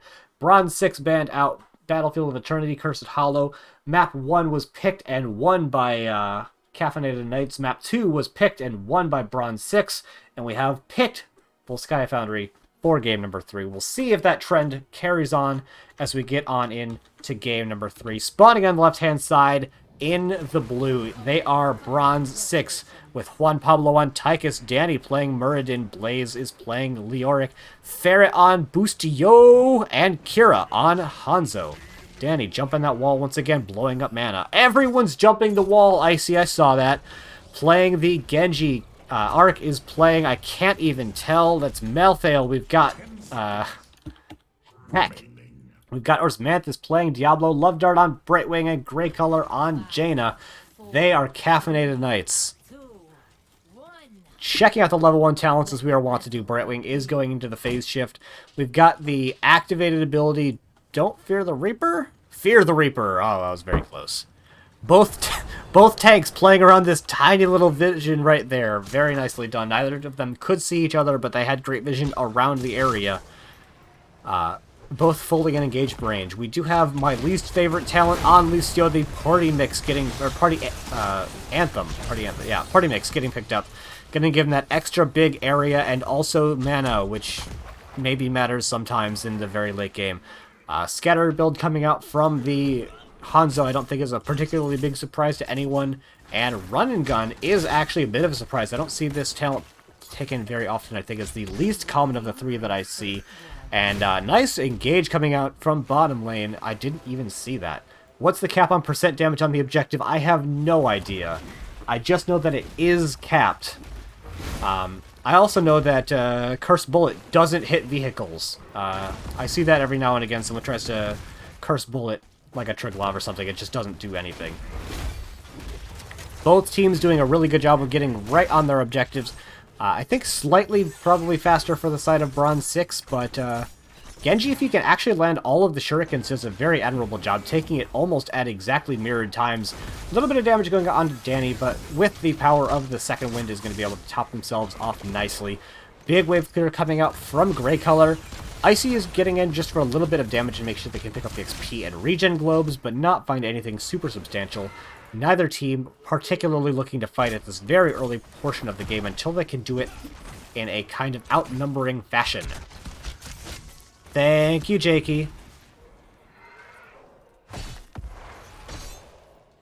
We do have Ark picking up the soak in mid lane. Icy just using the Cyber Ninja for that extra rotational advantage, just so that they can get into lane a little bit quicker, and with that cooldown reduction, they really don't feel too bad having spent that cooldown. Orsmanthus looking for an engage, Danny looking for a counter engage. We do have the spell shield getting popped by Diablo. Gonna get topped off nicely by Brightwing, but without souls, Orsmanthus is gonna go down here. A very early second and third kill for Bronze6, that aggressive counter engage style. It might sound contradictory, but believe me, it's not. Working out really well for them, as that is gonna allow them to secure a relatively early biotic emitter.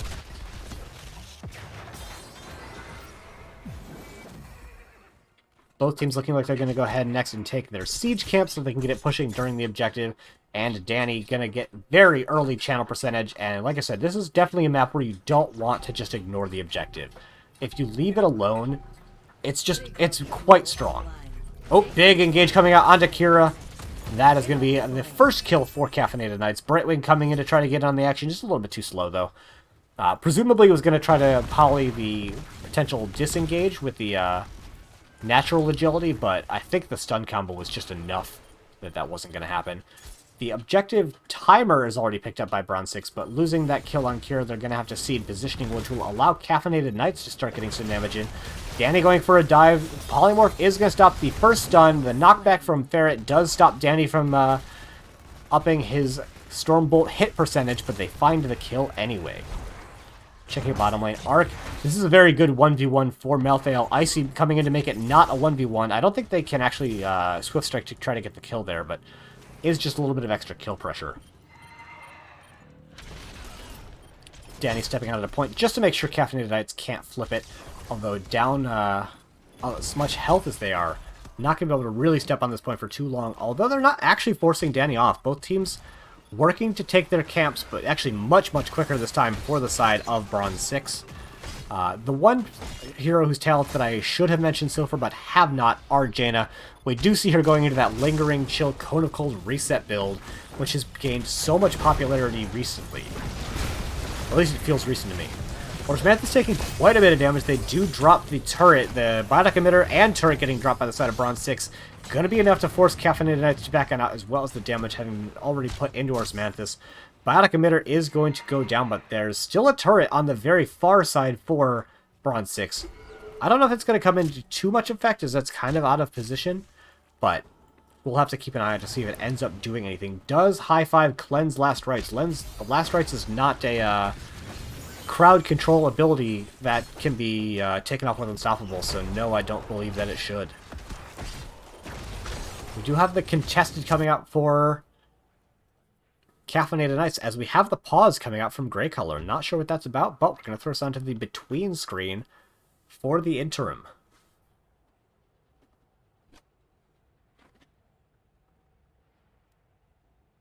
A little bit of confusion. Grey Color saying they thought they had someone DC from voice, or Samantha saying they did have someone DC from voice. But we've got the ready, so back on into the game. Not going to miss any action, and yeah, we do have overtime coming in now, being channeled by Orsmanthus. They're going to force Blaze off, as the members of Bronze6 are in top lane just to get some damage, using that extra 60% that they have as a buffer to try and get themselves level 10, which they do, which will allow them to finish off the objective. Presumably. Actually saying, heck the objective. We're just going to drop Odin in top lane. We've got the real Triglav Protector right here. I could definitely hear Taika saying that. I'm actually disappointed that that's not a voice line. We have Mason Blaze making sure that they can get the channel and actually finding the kill onto Jaina. I did not notice that as well, as I thought that they were fully backed out, but I'm guessing that Danny did land a Stormbolt this time, which allowed them to get that. Overtime comes in. The members of Caffeinated Knights are gonna force the members of Bronze6 off the point, and that will be the Triglav getting picked up and going straight into bottom lane, as about a third of the fort went down in top for Bronze6. Oh, I saw that on the minimap just barely too late. Not able to get out of there. Does not have the self-unstoppable to get him out of those aggressive engagements coming out from Danny. Really nicely done from Bronze6. Really finding the aggressive playstyle that has worked for them so well in the past in this game number 3. We do have a bit of a split here. It looks like Kira... They weren't clearing top lane. I wonder what it is exactly they were looking for. with the kills that Caffeinated Knights have suffered, they're not really able to get a lot of damage done at this point in the Triglav, just kind of using it as a big, meaty stall for time until the rest of the members get back up and positioned on the map. For the first time this series, I'm going to mention specific heroics, I think. We got the Lightning Breath coming out. I think definitely the less common, harder to use heroic for Diablo, but certainly one that can get a lot of value. We've got Water Elemental, very standard in the comp. X-Strike, what you tend to see on Genji in most games, especially against a comp that has any capable amount of crowd control.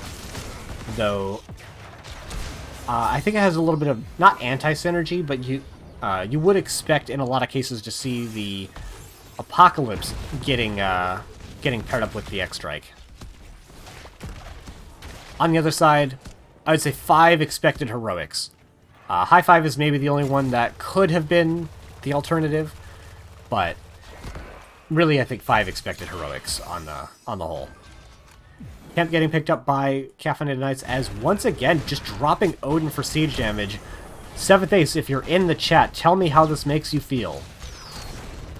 I know the answer. It's not great. Danny doing a really good job stopping Icy and Osmanthus from just walking in and trying to wrap on the members of Bronze6, and with the last final volleys coming up from Hanzo and Tychus, that is going to be the first word of the game going down. Notably, by the team that did not win the objective. So, like I said, early game objectives on this map are not incredibly powerful.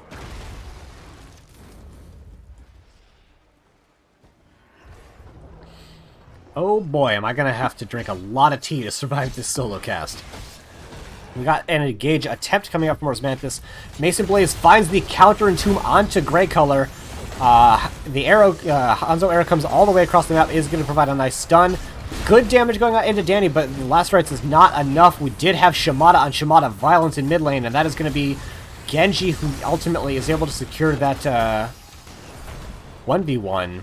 2 kills to 1 going down in favor of Caffeinated Knights. It looked like Genji, I think, used Swift Strike during that. I think he actually tried to use it to secure the item, but no way to able to do that. Wasn't able to do it safely, and that will mean Bronze6 are able to pick it back up, but trading out 2 kills means very likely that bottom fort will be going down, which will be great eventually, but that is not where the next objective is, so second objective advantage still in favor of Bronze6. Looks like we have Bronze6 trying to maybe find something here. Aren't actually able to find anything super substantial.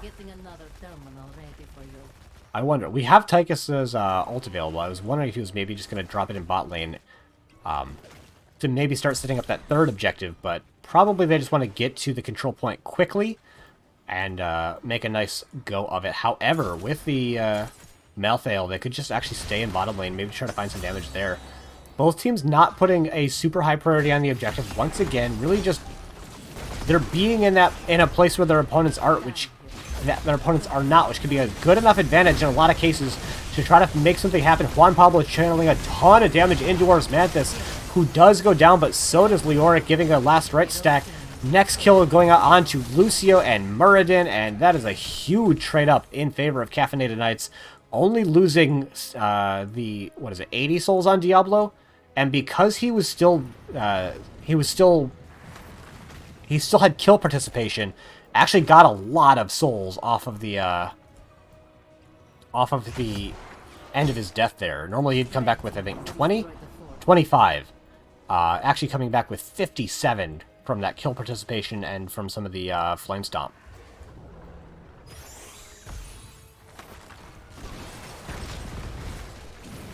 Even now, with a huge kill differential, not even opting to put the Brightwing onto the point for channel percentage, really just wanting to push buildings down and get other advantages on the map.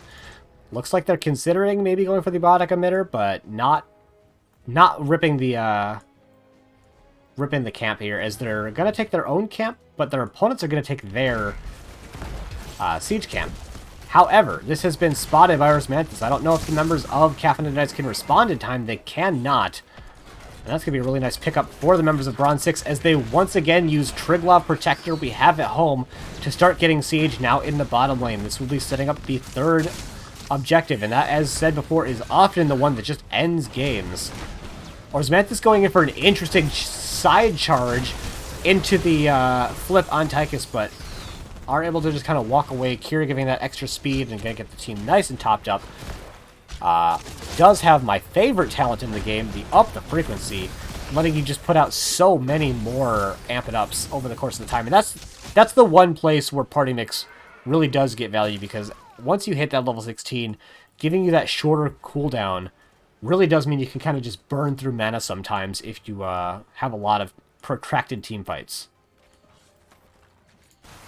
Biotic Emitter is being attempted on by the members of Caffeinated Knights. This is just camp invade after attempted camp invade from both teams here. You can see in bottom lane, both of the camps were taken by the opposite side's team. We have all the members of Bronze6 in top lane. Are they going to take the objective? Of course not. Their opponents aren't there. Why should they be?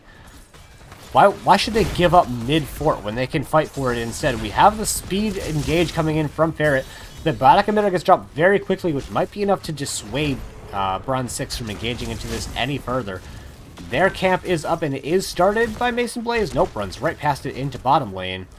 As it looks like it is going to be matched by Arc. We see Bronze6 going to take their own camp now.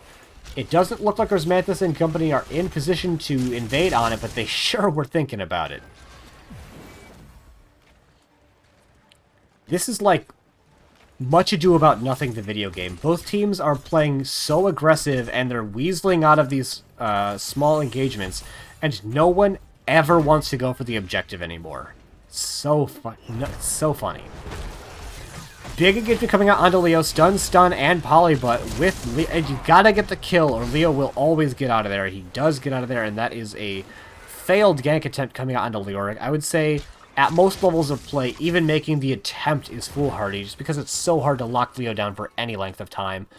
I do believe in the Storm Div team's ability to get these kind of engagements, but they didn't find it quite there. Danny finds a nice engage onto Love Dart, but that is going to be the Entomb finding the kill on the Diablo. Did not have souls. 6 souls left, and that would have given him the quick respawn, but arguably would have been a bad thing. Sometimes coming back with the bigger Black Soulstone can be more valuable than coming back quicker with a smaller one. Bronze6, they've got the mana advantage. You know it's time to invade on camps. They're going to take it. They have Odin. They have the Odin available. I fully expect at this point Juan Pablo to drop the Q, drop the grenade, whoop on up there, and does he pop it? He does. Love to see teams playing in ways that we can understand predictably. We've got the big red button, making that fort drop even faster as they advance up onto Keep Wall, dropping nuke onto the wall as well. There's nothing really that Caffeinated Knights can do about it without their tank. Have the 20s themselves now, but again, without that Diablo, nothing that can act. Ooh, is that Lord of Terror? It is Lord of Terror. I feel like I never see this ability getting picked up, though I think it probably makes sense over the improved Lightning Breath. Although he could have gone into Hellgate, so I don't know. For the very first time, we have the strategy that I thought would be so commonly employed for the side of Caffeinated Knights, sticking your global on the button and then globaling on out. Ooh, actually just going to Hearth out. Ferret, do you find it? He doesn't. Picking up 18%, and with bottom lane finally going down, the teams have decided, I suppose, top lane objective is what we can do now. It does give them control, or at least close enough to respond to the Biotic Emitter. And with no forts anywhere else, it's not like Juan Pablo can go push Keep Wall with the team. I think that would be a bit of an overextension. We've seen the 20s. We're going to hide them now, just so we get that extra screen real estate, as we do have the Siege camp being picked up and the Biotic Emitter camp being picked up. I find it interesting how willing both teams are to trade away the Biotic Emitter. I feel like you see a lot of scuffles in the lower ranks over this item in particular, way more than you'd ever see over the Siege camps. We've had about even amounts of fights on the Siege camps as we've had on the Emitter camps, so I'm not really sure if that is just not as valuable as I think it is.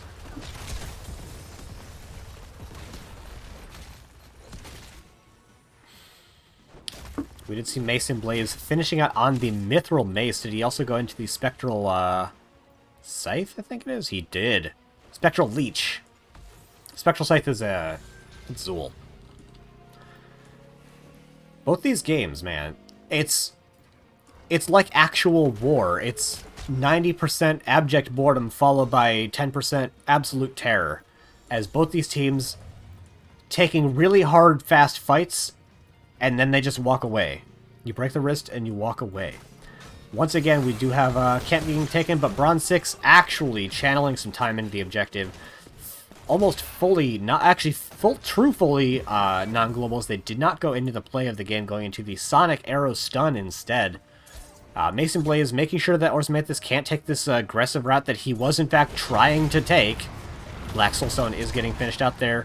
We do have the Soul Shield getting popped by Diablo very early, actually. He's not going to have it for the ensuing team fight. And pretty split from the rest of the team. Fully topped off, however, so any of that poke damage that was taken not going to do anything super substantial. We do have the overtime. We've got the Odin getting popped. It's great for damage onto the Jaina, who gets blown up immediately. I was going to say this makes it harder for them to chunk down the Diablo since they don't have that percent damage anymore. But who cares when you can just get the kill onto the Jaina instead. Leoric goes down, but he's the first one that's going to be back off of this. Barret is very low, going to get killed by Icy. Danny's going to get chased down by Arc, is going to get caught. Arc is very low as well, but the only one still surviving. Malthael does return. Diablo back, Black Soulstone back as well. Health bars currently favor the members of Caffeinated Knights, but it is starting to come back up in favor of Bronze6. Kira does get the stun, but not able to force Diablo out of there. Doesn't have any souls, so is relatively weak at this point. With Malthael coming back, I don't know that Bronze6 is going to be able to make a fight happen unless they can do it in this small turret farm that they've got set up. Caffeinated Knights, they are going to have to back up now as Mason Blaze is going to be coming up, and they do have the Buried Alive, presumably, yes, available. And that is going to be the second objective of the game going over in favor of Bronze6. Often around the level 22 mark, the fourth objective will be spawning, if we were to even get that far. So, I believe, and don't quote me on this, but I believe that the objective spawns by time captured. So it's a very healthy, very powerful second objective coming out for the members of Bronze6. The good percent damage coming out from Malthael is going to get it down pretty quickly. But yeah, with having to commit 2 bodies to fully use the Triglav, you can see why Bronze6 are reluctant to actually step in any farther, as the members of Caffeinated Knights have shown they are very capable of taking aggressive fights, probably very comfortable diving past a Triglav, so that they can get the squishy backline. And yes, Danny, you are included in squishy backline compared to the might of the Triglav. Both frontliners playing in the bushes here, and actually not even using the Triglav to get damage, using it just as a glorified scouting tool, checking the bushes with abilities and just clearing in lanes. Both teams really not wanting to give their opponents an inch right now, and this Triglav is definitely going to time out. There's no way they get through another 25% of this thing's health bar in that time. Huge amounts of respect coming out from both teams, really just not committing to anything that they don't think they have a big advantage in or can't afford to lose. I'm disappointed, Kira. You could have slash danced the Triglav and we could have all seen it yucking and jiving in mid lane, but instead just going to get out the normal way. Both teams going to get on their camps nice and quick, slightly faster for Bronze6. I don't know why everyone's around the siege camp, but I don't think this is anything Bronze6 will be able to actually deal with. Both teams going to get their siege camp, but the little quicker capture does mean that Bronze6 will be able to go up into top lane and secure the erotic emitter as well. Orsmanthus trying to put eyes on it, but with the rest of his team not quite there, is not going to rip an engagement. Level 23 is here for both teams. We'll go ahead and show the heroic talents once again, just because it's been a minute. We might have gotten some new people in the chat. And if we did, hello new people in chat. How are you? With that Mithril Mace, Leoric actually takes camps very quickly. Doesn't need any help on this. Actually opting to save it. This could get saved for a long time if there's no force here coming out from Caffeinated Knights. But I don't really suspect we're going to see anything like that. There's no onus for Caffeinated Knights to fight. There's no reason for Bronze6 to fight. So really, just expect both teams to be sharking around, looking to make something happen, but not committing to anything happening. Or is Mantha saying if they can find a aggressive rotation? I think that's Bronze6 just saying, hey, watch out for this bush. But Danny, he sees Love Dart. They actually don't see anything. Oh, they did find Mantha, so I don't know exactly what gave vision, but Barrett was able to get the shots into the bush there. So, good attempt from Caffeinated Knights, and also equally good defense from Bronze6.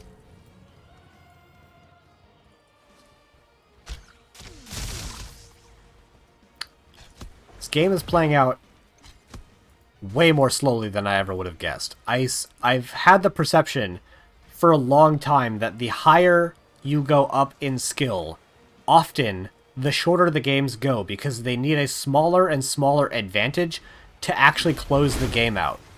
But either I'm completely wrong about that, or both teams have been so even for the whole game that no one has been able to get critical damage onto their opponents. Only a 2-fort differential at this level 24 phase of the game. An access terminal will be online. As a reminder, this is the third objective coming up now. This camp was taken like a minute and a half ago, and Bronze6 just knew that they were totally safe to not bother taking it because there's almost no universe where Caffeinated Knights invades on this camp. And they didn't really want to take it because their opponents could then just clear it. And that'll be a big advantage to them. Whereas Manthus, once again, hanging out in a bush. Bronze6 knows that this is likely and going to take safe rotations. Juan Pablo doing what they can to make sure that their team wins the camp. We did lose mid-fort. That's bringing the fort differential down to 1 for Bronze6, which was being defended by Tychus in the top lane. So now they have the winning camp. This will push eventually, but it's a pretty long eventually, and yeah, I would not be surprised if something else happened to force a team fight before this camp in top lane does. As has shown to be the case dozens of times now at this point in the game, both teams showing a proclivity to go ahead and take the camp before taking an objective. We're finally going to stick Brightwing on the bottom point, and I suspect once that channel does start to go out, we're going to see the Triglav Protector we have at home coming down for damage in the top lane. Seeing if they can find a rotation. They don't find it. Buried Alive is pretty much a death sentence for anyone that it lands on at this point in the game. We do have the arrow that comes out landing onto Malthael. He does get the self-unstoppable. They get the kill before Brightwing is even able to complete port. We do have the reset coming up, but that's a second kill, catching the return of the X-Strike. Manthus is very low, gonna get taken out. Doesn't have the souls to come back. They do have the buyback on Malthael. We do a lot of resets coming out now from the Jaina, who gets a ton of damage, but they don't find a kill on the Juan Pablo. You see a giant shield coming up from that level 13 talent, the Frost Armor? Ice Barrier. Synonyms, friends. That is... There we go. Now we have Triglav that we have at home coming out doing tons of damage. They're pushing right past Keep in the top lane. A lot of time left with that big red button to get siege damage in bottom lane. Danny going in for a deep engage. There's no ice block available. Gray color is going to get brought down very low, but they don't go down. Neither does Love Dart. Arc finding big damage, but they don't get the kill on Kira, and they themselves are going to go down. Things are starting to look very dire for Caffeinated Knights. Good damage is getting put onto Danny, but not able to find a kill. The Buried Alive comes up once again. Gray color is going to get brought down. The GG's coming out from Caffeinated Knights. And we have the 100% map pick trend continuing for game number 3.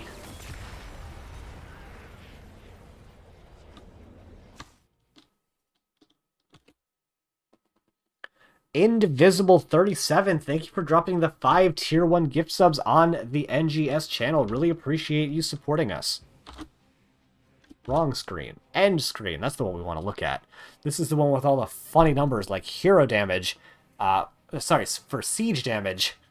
Hero damage as well. Obviously, Tychus is winning pretty much all across the board, but look at that siege damage Odin coming in. You don't often see that being run in quite that way. A lot of times you'll see Odin being used to push with an objective, but not this game. They decided that Juan Pablo was the objective, and that's where they got genuinely a lot of value. So, 7th Ace, if you're watching, I'd again love your take on the way that this game played out, because I know how much you enjoy seeing the Odin being used as a siege device. Hero damage really coming out in favor of Bronze 6 this time. Kill differential very strong in their favor as well. Healing, once again, Brightwing is topping the healing charts, but not enough of a difference maker here. We were gonna get one of the 100% getting broken, either the Brightwing 100% win rate or the map pick 100% win rate getting broken here, and it was broken in favor of map pick win rate, Brightwing going down to merely a 66% win rate in this series. And for the first time this series, I don't know what map we're going to before I finish talking about the previous one, so we're just going to chill for a bit, and we're going to have another nice, long, awkward silence as I drink some of my decaffeinated English breakfast tea.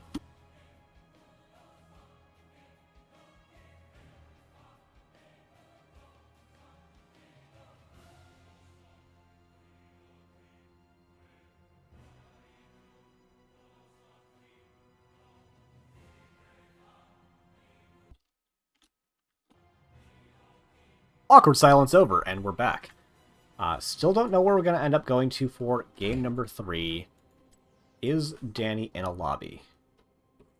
He's not. There's actual conversation going on about it. They didn't know immediately where we were going to go.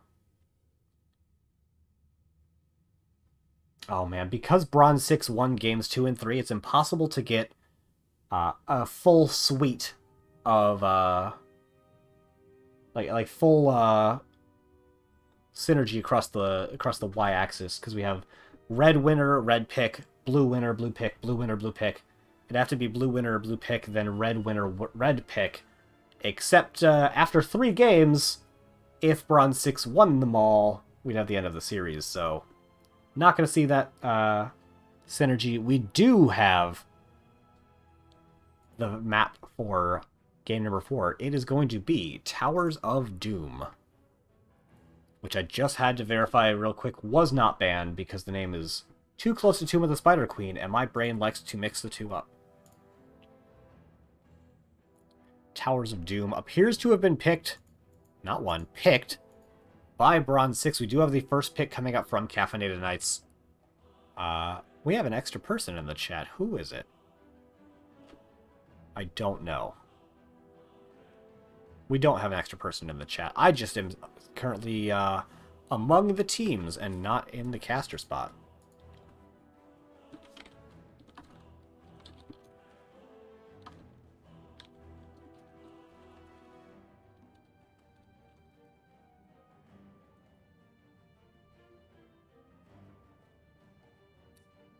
Shoutouts to my wife, who is now making my second cup of tea, as this is already, after those 3 games, a longer stream than I am normally accustomed to casting, especially as a solo caster. I significantly prefer having a co-caster because it takes just a little bit of pressure off. You can bounce off of each other. The banter is nicer, as well as you get longer breaks for bigger cups of tea.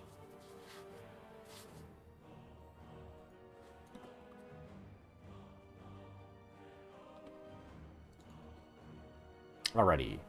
What map is the most like Towers of Doom? Frankly, it's the most unique of all of the maps. Shout out to any English majors who have issues with that combination of words. But it genuinely is the most unique of all of the maps. It's the only one where winning the objective does nothing to further your position on the map. Obviously, it eventually wins you the game, but it doesn't destroy buildings, it doesn't push a lane. It just gets you closer to winning the game, but it doesn't further the game state. As well as it's the only map where destroying forts and keeps doesn't give you passive XP over time. It gives you a sort of bulk amount of XP when you take it. Though I don't actually know, thinking about it, if you get the XP for taking your own fort or keep back. For example, if Bronze 6 were to lose the bottom left keep and then took it back later, would they get the bulk XP for having destroyed a keep? Someone with access to Heroes Fire or the Heroes of the Storm wiki page, let me know. Oh gosh, I didn't pay out the predictions again. Terrible streamer. Once again, 100% of the bet going over in favor of Caffeinated Knights, so... Oh god, I've been calling them Bronze6 this whole time. Oh god, that's even better than their actual team name. Alrighty, we have the continued Genji Maiev bans getting traded back and forth here. Just the teensiest bit sad. I would love to see Kira getting the opportunity to play the Maiev, but I don't think it's ever going to happen here. Vala getting out of dodge as well. We've stopped banning tanks, and it's all about banning ranged assassins, and I'm here for it, man. Banjo meta is boring. As we go into first pick Joe meta instead, so... Probably a reason that we're often in Banjo meta, but... it's boring. Not that Johanna herself isn't boring, but that's neither here nor there.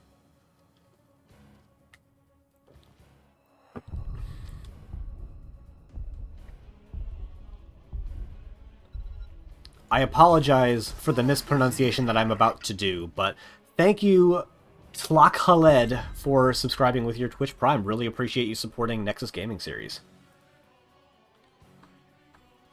We got the Lucio getting traded over once again to Caffeinated Knights. Blaze is making a reappearance as well. Kira onto Sylvanas. Was banned out in the previous game. Arguably less important on this map because the forts and keeps are able to be flipped back over. But really anytime that you can use black arrows is quite valuable. Brightwing making it all the way into the third pick phase, but still picked before the mid bans, so very heavy prioritization on Brightwing throughout the whole series here.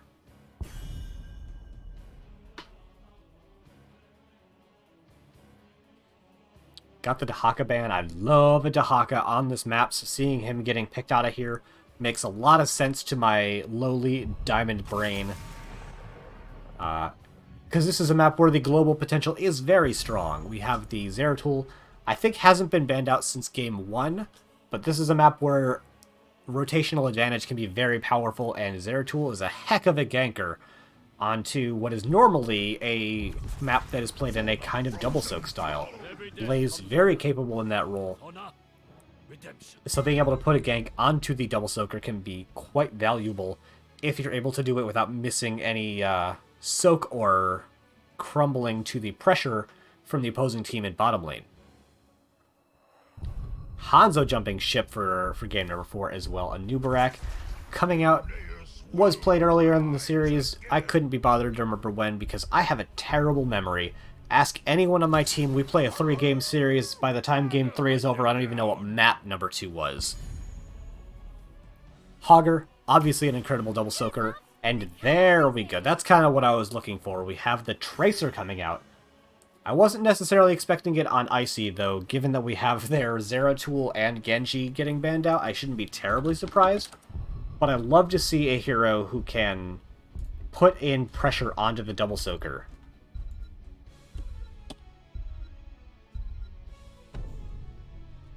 Alright, predictions in for game number 4. Who will win, Caffeinated Knights or Bronze6? I think I have to prefer the comp coming out from Caffeinated Knights. Selfishly, I think I might want Bronze6 to win. Because then I can be... Oh, no. It's a fun series. It's just my throat hurts. I don't want it to be over, but at the same time, you know. Prepare yourself for you know. battle, heroes. Alrighty, spawning left-hand side in the blue trunks, they are Bronze6 looking to close it out with a 3-1 victory. With Mason Blaze on Hogger, Juan Pablo is on the Gray Man, Danny playing Johanna, Kira on Sylvanas, and Ferret on Brightwing. And on the right-hand side in the red trunks, looking to take us to a rubber match, they are Caffeinated Knights with Love Dart on Lucio's, Manthus is on the Anubarak, Arc playing Blaze Gray Color on Hanzo, and Icy on the Tracer. Fight. Do we like looking at level 1 talents? Of course we like looking at level 1 talents. Tracer rounds? Tracer rounds. Obviously, I'm a healer player, so I'm a little bit less familiar with some of the other talents by picture, but I do tend to know most of the pretty decently often chose ones. Although we have Brightwing going into the Polymorph on one, once again, opting to go for these smaller, less consistent heals for the more consistent polymorphing, but not able to save Hogger there. Danny's very low as well. Already used the D-Shield. Love Dart is barely able to help secure the kill. Icy getting the final hit, but we all know it was really Lucio. Lucio got that kill. Two very quick kills in game number 4. A pretty auspicious start, and Orbs Mantis looking for a most aggressive engagement onto Juan Pablo, able to get on Ada dodge, barely avoiding the burrow charge coming out there. That is going to force him off a little bit of XP, but nothing they shouldn't be able to recover as the mini wave comes and starts crashing into the wall. Although the much earlier rotation priority going over in favor of Caffeinated Knights. Icy going for an engage on Akira ends up taking more damage than they deal because of the Brightwing port. Got potentially looking at an engage, but more... I was going to say more likely just trying to get stacks and stuff. But we do have a heavy engage. Arc is going to be the first of the offlaners to come down here. They are able to waddle on out with that extra movement speed. Love Dart is actually quite low, able to skate on off of the Hogger loot, but does not end up going down. Kira very low. The port on Icy is going to get caught, and that is the first kill for Bronze6. 3 very early kills in this game. Also, successful camp defend coming up from Bronze6. Attempted engagement coming out onto Orbs Mantis. Really not, I think, expecting to find anything, but, I mean, you look if you think you can get away with it.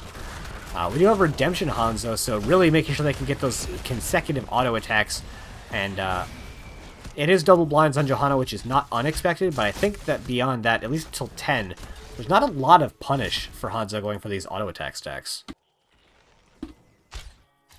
Camp is now starting to be taken for Caffeinated Knights. Bronze6 looking for an engagement onto the Blaze, or better yet, onto the Tracer. That extra polymorph value coming in there, as well as we saw the Q build, extra range, and resets on center hits. I think gets a lot more value on this map than on a lot of other maps. Farah is walking very dangerously in front of a Nubarak.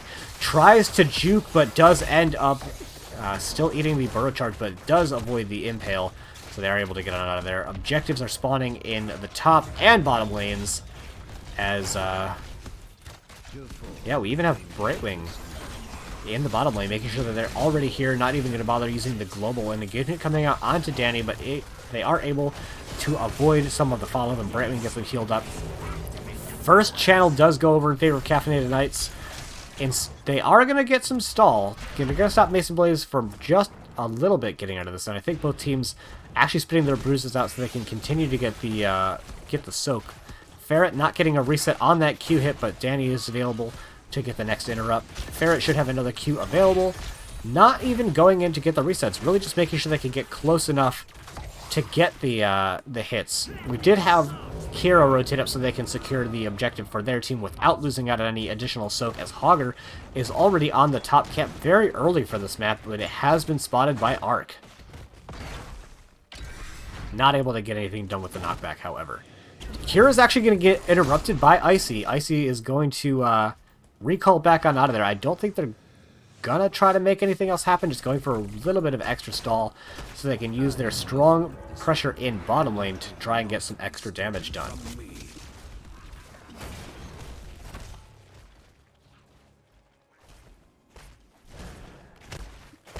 Camp once again being taken in the bottom. Juan Pablo with the Beast within, doing all they can to get that damage done. They do take it very quickly, and because their opponents took theirs so late by comparison, not going to be able to take theirs quite yet. Kira is going to get caught out by Icy and Orbs Mantis, and that is going to be another very quick kill coming out from them.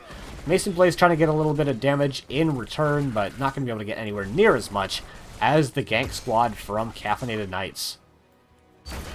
So yeah, this is kind of what I was hoping to see on this map. You tend to see in a lot of the lower divs just double soak mid-top, 4-man push bottom, try to get incremental value over time, and Caffeinated Knights are like, heck that! We're rotating our whole tank out, and we're going to go get pressure. We're going to try to gank the offlaner and happen upon Sylvanas instead, but Really, it's much more dynamic in how it's being played than just double soak and 4-man bottom. And frankly, I'm here for it. We got the camps being taken now for Caffeinated Knights. Kira is standing on the boombox. Love Dart getting the vision there. And really, that's what I think the item is really used for. Like, it's cool to heal people in multiple places. It's cool that it provides a small amount of armor, but just being able to throw it in a bush or scout a rotation path is, I think, the most powerful part of the ability. We've got Brightwing porting in here right now as the 10s are coming in line for Caffeinated Knights. They're looking for an engage. They find a stun into stun on Danny, who does have the Unstoppable available. They do miss the Dragon's Arrow. Danny is pretty low, and they don't have their D-Shield any longer. They don't have the extra shorter cooldown on it. Icy looking for some damage, but is going to eat a big polymorph and a lot of damage, and that is going to be Hanzo starting the channel. And with 10s in their favor, they should get it almost without contest. All that bluster. And Very quick lane blow up coming out for the side of Bronze6. They actually, I don't think, have used Black Arrows almost at all this game. Big Blessed Shield is going to get hit out onto Hanzo. They did get the go for the throat, probably reset. Has to have reset. He was killed so fast. Kira does have the Black Arrows. They use it now, and that is going to be what they use to try and secure another kill into the Lucio, or Mantis is going to be able to get on out, but the fort will be the next thing in this game that will be falling unless an offlaner goes down. But that doesn't look like it should be the case, and bottom fort will be going down in favor of Bronze6, doing a really good job of setting up the next objective. Bronze6 looking like they just want to go and take their own Pumpkin Sapper camp at this point. Danny is going to collect the soak in mid because Hogger is going to be forced off a little bit by Orsmanthus and Icy. They get some good damage. He'll get the spin on out, and the blind will be sufficient to make sure that Mason Blaze is able to get on out of there. But that's health that's going to take him some time to get back. Like, Brightwing's going to help. He had to tap. And that's resources down the drain, man. Oh, Icy barely dodging the initial hit of the Blessed Shield, and that will get hit with the bounce, but really, I think, not what they were looking for off that. 4v2 in bottom lane. Danny's rotating in, Brightwing ports in as well, so able to make a 4v4 defense under their own fort. Danny's stepping up to take some of this damage as Grey Collar is only too happy to give him the damage as he finishes the redemption for a second time this game. Pumpkin Sappers are certainly not going to make it in, but this is a very strong defensive location for Bronze6 to try to take the next objective. They don't even look like they're really going to try and make a defense here. They're just putting the pressure into the fort. They have rotated Blaze down to try to make a fight on the fort. It looked like he was just going to try to soak it out, but he's here now if they want to try to make a defensive fight, but their opponents are about to have 13, so maybe they don't want to, but he does. He commits the jet prop. They actually don't hit a big Dragon's Arrow, as the Unstoppable from Johanna is able to eat the whole stun. It didn't splash onto anybody, and they get the counter kill onto Lucio. Really nice step forward by Danny. Get behind me, Mr. President, the rest of the team. That's going to allow them to take their opponent's camp basically for free, only trading out a little bit of health and the cooldown on D-Shield. Sorry, my dog is just staring at himself, and I don't know why. He's not the smartest dog. That's okay though. Trying to actually push in the Pumpkin Sapper camps. We do have the. It looks like we have the Unstable Affliction to spread that damage. No, it's just the trait coming up on a huge amount of damage coming into Orsmanthus. The high five is able to get him on just barely in time. Gonna burrow charge the rest of the way out, and that is Icy and Grey Color getting the rest of the kill on the Sapper camp. Almost losing their tank, but just barely able to survive that engagement for a really clutch high five. Danny looking very aggressive once again. Is that not Unstable Affliction? Oh, Unstable Poison, that's what it's called. So it is the thing that I thought it was. Okay. Poly was big. Poly's been big all series, man. They're so good. Objective is spawning in 10. We have all members of the 4-man from Bronze6 just down here in bottom lane. And I don't know if they've realized that their opponents are rotating out. They're going to put some damage into Mason Blaze, who doesn't have the Hortipulse is going to get caught out here in a big way. Will not be surviving this attempted engagement, almost certainly. It bought time, however, for Danny to get on over here and start to get the channel on their bell towers. I didn't think that this was going to be a possibility for them. I really thought that Caffeinated Knights were going to be able to secure both of them with that successful engagement, but really buying a lot of time for the rest of the team to come on up there, so... A lot of times you don't want to extend the time before you die like that, but really good job in this case, being very valuable. Camp getting picked up by Kira as Bronze6 have come back into position to try to just do what they can. Make sure they hold this defensive location. We're going to hide talents just until 16s come out so we get extra nice screen real estate. Gray Color doing what they can to just poke this out. Icy going for actually a very aggressive attempted engage. Danny positioned, looked like they wanted to go for the Blessed Shield, opted not to. Have all of the buttons available, however. Danny stepping very far forward to see if they can't find anything into the members of Caffeinated Knights. They do have their 16s, but Bronze6 will be coming up in just a moment, though. We get the stun into stun. High Five comes out, is going to get mostly just some healing. I think that most of the stun was already worn up by the time Orsmanthus got the High Five. Blaze coming in for a big rotation from behind. Wasn't necessary to secure the first kill, but it could be very useful for securing the rest of the team. We do have the Willows of Forsaken coming up for Kira to get them out of there. We do have the extra movement speed, and that is going to be Kira going down, but not without trading out both of the Overwatch heroes, at least two of the Overwatch heroes, for Caffeinated Knights. A really good turnaround coming in there from Mason Blaze with that Shockwave. Coming in to try to make sure that they can keep a hold of this fort. It is, in fact, still a fort as the altars are spawning in at this... Oh, it's not! With the towers, with the well opening up, rather, that is when the forts on this map upgrade into keeps with proportionally more health and damage. With those early kills that they picked up, should be a nice 2-for-1 in favor of Bronze6. Consolation prize, they did lose their bottom keep. Ark is looking to see if he could take this, but Juan Pablo's in position to make a fight over it. This is a pretty even fight, so this might be something that Caffeinated Knights are interested in taking. A big Blessed Shield is going to stop Orsmanthus from walking in. Ark is barely able to walk on out as well. Health bar is heavily favoring Bronze6 after the engagement, but they don't have a great defensive location to try to continue this fight on because the keep is still in the way.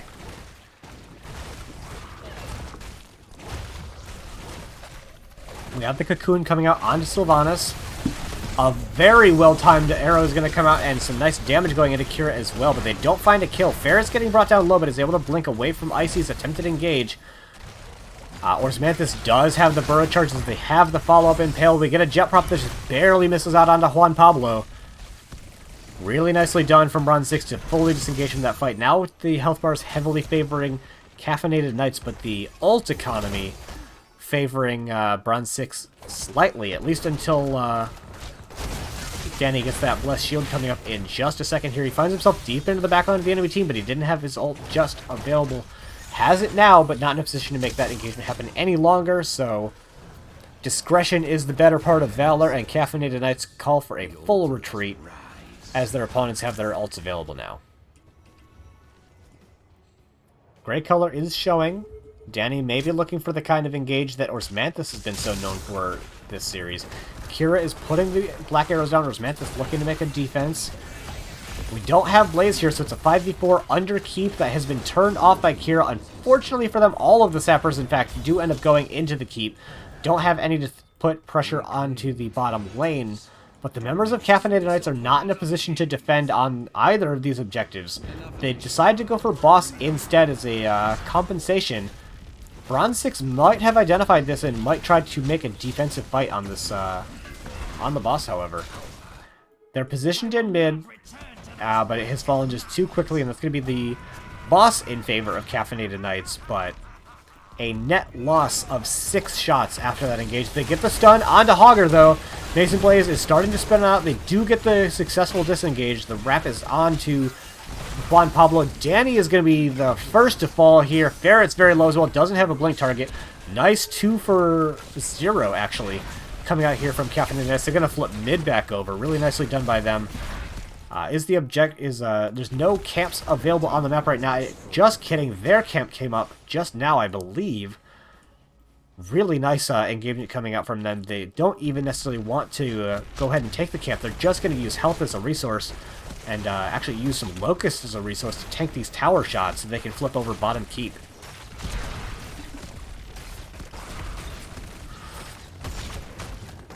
In the top lane, Kira and Juan Pablo are actually going to flip this over as well.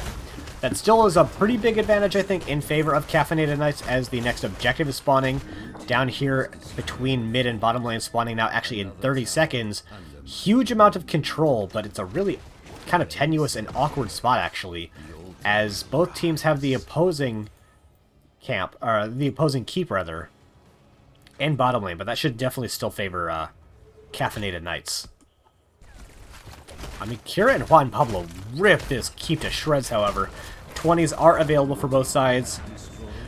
This isn't a win condition for either team, so if Bronze6 decide it's too awkward of a fight, they can really just give this and not lose anything of substantial value, but they're in a really weird spot. They're starting to back out down into the left, but that's where their opponent's keep actually is located. Missing out of the jet prop, but Mason Blaze gets a big stun onto the front line. That is Blaze going down. A big Hanzo arrow is going to find a lot of damage and stuns. Danny going to be the first to fall for Bronze6. Juan Pablo is pretty low. The Sappers are starting to get some just little chip damage in. Icy starting to get the channel here. Mason Blaze doesn't get the interrupt, but Icy just stops channeling anyway just so they can get on out of there. Juan Pablo sort of trying to finish this out. They get a lot of damage into Orsmanthus and Love Dart. A nice stun coming out from Love Dart, but it's not enough to save Orsmanthus. Icy and Grey Color are split from the rest of the front line, and a nice engagement, go for the throat, followed by go for the throat, reset. Gonna secure 2 kills. Bronze6 getting the channel, getting their opponent's camp, starting to flip over their own. Who died? Look, where was Lucio? I'm so sorry for missing that. I just assumed he was out and safe. Talking about camps when there are hero killings to be done. Kira is going to pick it up. Bronze6 getting the full weight on channel. Shouldn't change the number of objectives and such that they'll need to get to secure the game, but Juan Pablo walking in and Kira going to be walking in as well so they can try to get a 6th cap. We have Arc that's going to try to stop this from happening. Mason Blaze throwing out the incorrect direction, I believe, on that shockwave, but the Sappers walking in just barely in time is going to secure Game 3 and the series for Bronze6.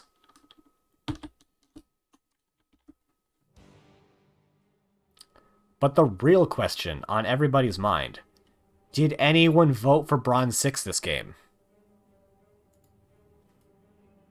It's been long enough. Let's check. Predictions. 51% for Bronze6, 49% for Caffeinated Knights. You love to see that almost perfect parity in the betting. Going over to Bronze6, congratulations, all of the believers in the chat. Well done to you. Checking out the numbers as we're wont to do. Big siege damage coming out from both sides, but not a startlingly large amount. Huge damage coming out from the Hanzo and the Tracer, beating out all the members of Bronze6, but just not quite translating it into kills. We saw it time and again, especially with Tracer, finding big damage onto the likes of Hogger, but just not quite getting the kills necessary out of it. Really well done for Bronze6 to survive the aggression that was coming out from Bronze6 and take the survival, using health as a resource and using that to get position on the map.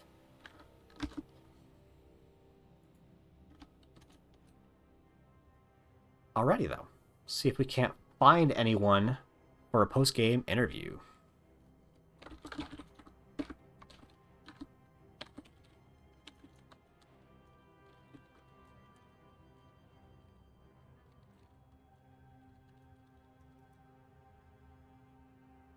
I'll up into lobby number 2 to see if anyone wants to come and join me, chat about the games, perhaps.